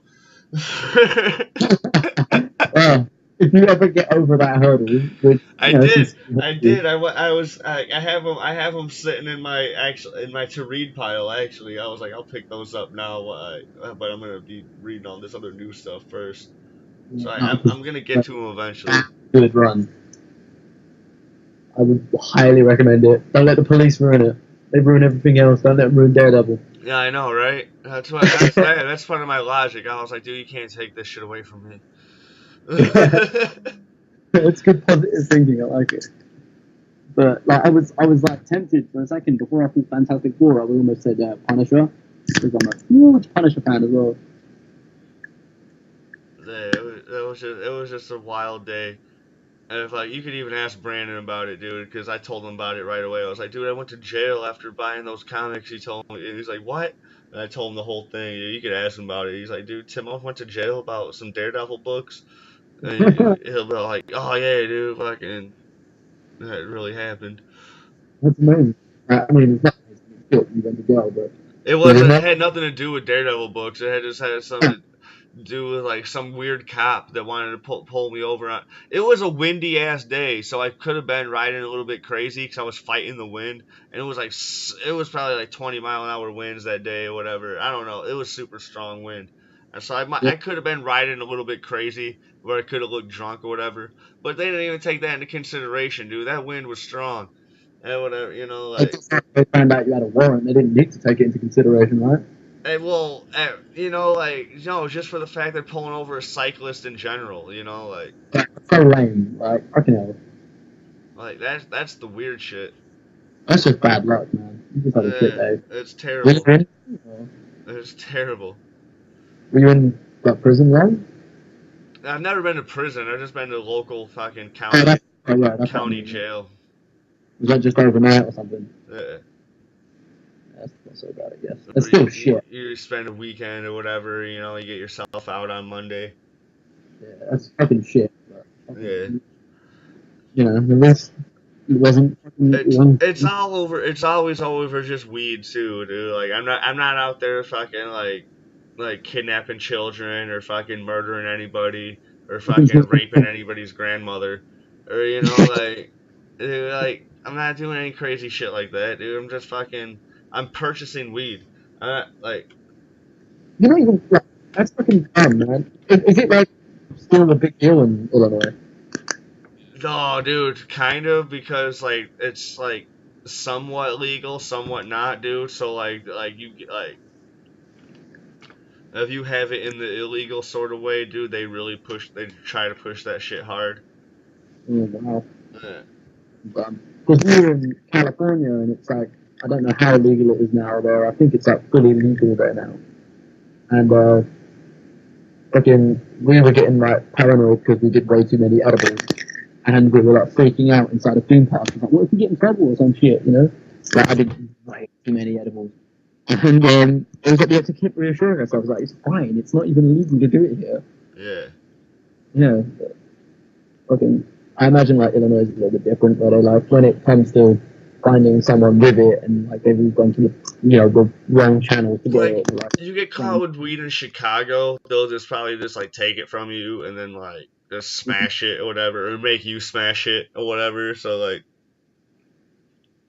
and then they'll like go about their business. But like you like out here, like the smaller the town that you're in, at least in Illinois, but like the smaller the town you're in, the more asshole the cops are. So that's kind of sad for America, small town cop. and so I don't know if that's how it is like across the whole entire world or not, but out here that's how it is. The smaller the town, Small town here. Like, I think the small town cops here will probably be the more laid back ones. I'm not too sure. I don't really go to those small towns. there's a couple towns north of me called like Roscoe and Rockton, and like if like I wouldn't even be black and drive in those towns because there's not a lot of black people that live in those towns, and I just wouldn't want to be black and be driving and be in that town or whatever, because you just automatically get pulled over for nothing. That's fucking ridiculous. Yeah. That still happens. Like, what are you doing out here, man? What are you doing driving a car in another town? You know, like. Now to be out here, boy. And I'm like, dude, this is the way to get to Wisconsin. Like, this is how you got to go to get to Wisconsin. So. I have no choice. That's fucking retarded, man. Like, but it sucks, man. It shouldn't still be like that. I mean, Chicago's like one of the major cities in America. You'd think the surrounding area would be a little bit more liberal. Oh man, dude, like we try to we try to be country out here. I don't get why. We try to be city and country at the same time, dude. We try to like build up our downtown and have it all flashy and lighty and stuff, whatever. But then like the trailer park is just like a couple miles away, and like. I don't understand it where people that they start acting like they're fucking rednecks from the south. Like, I remember going through the country in Canada, and a pickup truck pulls in front of us, and it's just driving down the road, and it's a bunch of these like hick kids. They've got Confederate flags all over their fucking truck. I'm like, you're in fucking Canada. Dude, like, Shannon, I just saw a video the other day of these redneck degenerates talking about how they fucking drink the like the water in Flint, Michigan. They're like, we drink this Flint water because we rep our fucking country, and fuck all you motherfuckers that are all fucking against this shit. They're dropping the fucking N-bomb. Dude, they're fucking like just going crazy. I was all like, these motherfuckers are proud to be drinking poison. I'm sure there's people in Flint, Michigan that are like, they have to drink that water. They have like no choice or whatever, but they're definitely not proud of it. You know, like, and these motherfuckers right here, these Flint water drinkers motherfuckers are fucking proud of it, and they're fucking like whipping their dicks out and being like, yeah, dude, fucking white supremacy. But natural selection, man. Don't get them. Like, I hope poison kills them and they regret it. Oh yeah, me too, absolutely. It's fucking retarded. Like, why would you even do that? Like, these are the kind of people that like refuse to believe science. Oh, and you're like, it's bad. Yeah. It's bad for you. It's just a fact. Man, well, I guess. But I was still like confused though why there would be anyone like waving Confederate flags up in Canada.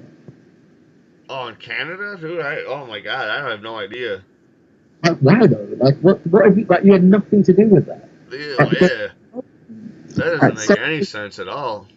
Yeah, so many people like in Canada, like all the country kids, fucking wrap the Confederate flag like it's their fucking identity. Yeah, dude, I get my cousin's dad down in Florida doing that shit. You know, like. But it's like, mate, you were on the opposite side of that argument. It's like, fucking years later, Canada burns down the fucking rat house. It's like, or years before. But fucking, maybe, but like, no, that's just bullshit. Or why would you be rocking a Confederate flag? It has nothing to do with you. I don't know, man. They're crazy. Rednecks are crazy. They don't know what they want. I don't get it at all. Yeah. We've got our own version of that. Yeah. Well, we need to see Chav culture. What's your Confederate flag? But we don't have like a Confederate flag, but like we've got our own sort of version of rednecks. Oh yeah. Yeah, like the Chav culture, man. It's hilarious. Oh, dude, you got. I ever go out there, dude? You gotta introduce me to them. Mate, I fucking live in it. Like, I'll show you it. Like, they're not country people. Chav culture isn't like country. They're still like inner city and stuff like that. But they're like. Oh no, I wanna meet the fucking. I wanna meet the fucking the culture. I wanna meet all the racist people. I wanna meet the people that hate the racist people. I wanna meet everybody. Here's a funny one, right? Okay, so you've got the British flag, Union Jack, the red, white, and blue, the cross thing. Yeah. Then there's the English flag, which is just white with a red cross in it. Right? I've seen that one too. Yeah, so like, it's like, not a lot of people will say it, but, a few people, like, will say it on the sly and be like, right? But whenever you see one of those flags, or someone wearing that flag on their shirt, or hanging it outside their house or whatever, like, it's the English flag. You automatically, at least I do, I automatically think that they're racist just because of that. At no other reason than it just makes them seem a bit BNP, fucking right-wing, racist, redneck cunt. But it's wrong because I know not all of them are racist, but if I see it, it makes me feel like they are. And that's kind of our version of it. It's like the Confederate flag is just our country's flag. Right. I get it. Oh man. You're like, proud to be English. I'm like, yeah, I am too, but you also say that you hate black people. So, No, so I like to call Craig. I'm like, hey, what's going on, you British fuck? He's like, I'm not British, I'm English. And I'm like, yeah, but all English are British, but not all British are English. And he's like, fuck you. It's kind of the same as like you saying, like me going, you American. You're like, yeah, I'm from Illinois, and I'm like, nah, you're from America. It's that. Yeah. I get it, like, because I ain't got a problem with being called British because I get to be, affiliated with the Scottish. Okay, I love the Scottish. Yeah. But I am English. I'm both. I'm also European. Oh wow, I had no figure. Yeah, right. Get the fuck out of town. Yeah, right. I'm okay with being all three. I thought you just had a speech impediment. I wish. I wish. What does someone with Down syndrome whatever sound like in London and everything? I talk a bit like that. In London, you kind of, a bit like is that PC? I think an impression of someone with Down syndrome. Man, there's this one really awesome actor. He has Down syndrome, and he's in a few comedy movies. He was in The Ringer with Johnny Knoxville. Yeah. He was in Coffee Guy with Glenn Howerton and Ralph Macchio from Parks and Recreation. And, And who else was in it? Stevie from Eastbound and Down. I only watched a couple of episodes. So they made a movie together called Coffee Town. Yeah. And the dude with the Down syndrome, he's in that movie too, and he's really fucking funny in that shit, dude. Like that, I really like that guy. He's hilarious. They need to put. He beats the shit out of Stevie. Because they're all like, do you think you could beat it? They're like, we'll bet money that you can't beat the shit out of that guy with Down syndrome. He's like, dude, I can beat the fuck out of that retard or whatever. So that dude with Down syndrome beats the fuck out of him, and he's all like, retard. He calls him a retard. That's amazing. Oh my god, you gotta see that movie. Coffee Town. It's called Coffee Town, dude. You'll recommend it to all your friends and family afterwards. I will watch that because that sounds fucking hilarious. It's fucking cool as a retard. It's brilliant. Oh man, The Ringer was good though. We was talking about that movie the other night, me and my friend. The what? The Ringer. I haven't spoken about that in forever. The Ringer. I saw that movie once and it was okay. It was actually better than I thought it was gonna be. Yeah. Because I thought it was just gonna be fucking Jack Black making fun of retards like how Cartman did in the fucking South Park episode where he tried to joke. I thought it was just gonna be just like that. He tries to get into Special Olympics. Yeah. A shot with the smiley face. But the movie they actually put some heart into the movie, even though it was kind of cheesy or whatever. I was in rehab at the time, so like I was all like, oh man, it's actually really good. So I was like in a sappy sort of fucking moods and shit at the time. You're like in a fucking like a place where you needed the heart. How long were you in rehab for? The Ringer was out for a while. Shut up, dog. So we're both. I'm surprised my dog hasn't actually started barking at the door. Yeah, Ringer was out for a while because I saw that movie like, fuck, how long ago was that? It was like 2008, maybe? I saw it in like 2014.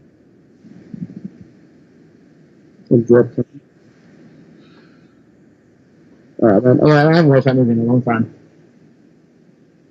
I'm gonna have to leave now. Alright, man. It was a pleasure having you on. Everyone, make sure that you fucking like and subscribe and do all that stuff. I will come and get you. When you listen to my show, make sure you do what I do while I'm recording the show and drink plenty of malt liquor or beer or just grab your fucking closest pint. and you just enjoy yourself, have a good time. I like to thank my guest Shannon for being on today, dude. At the most latest of notice and fucking just being such a cool and great sport.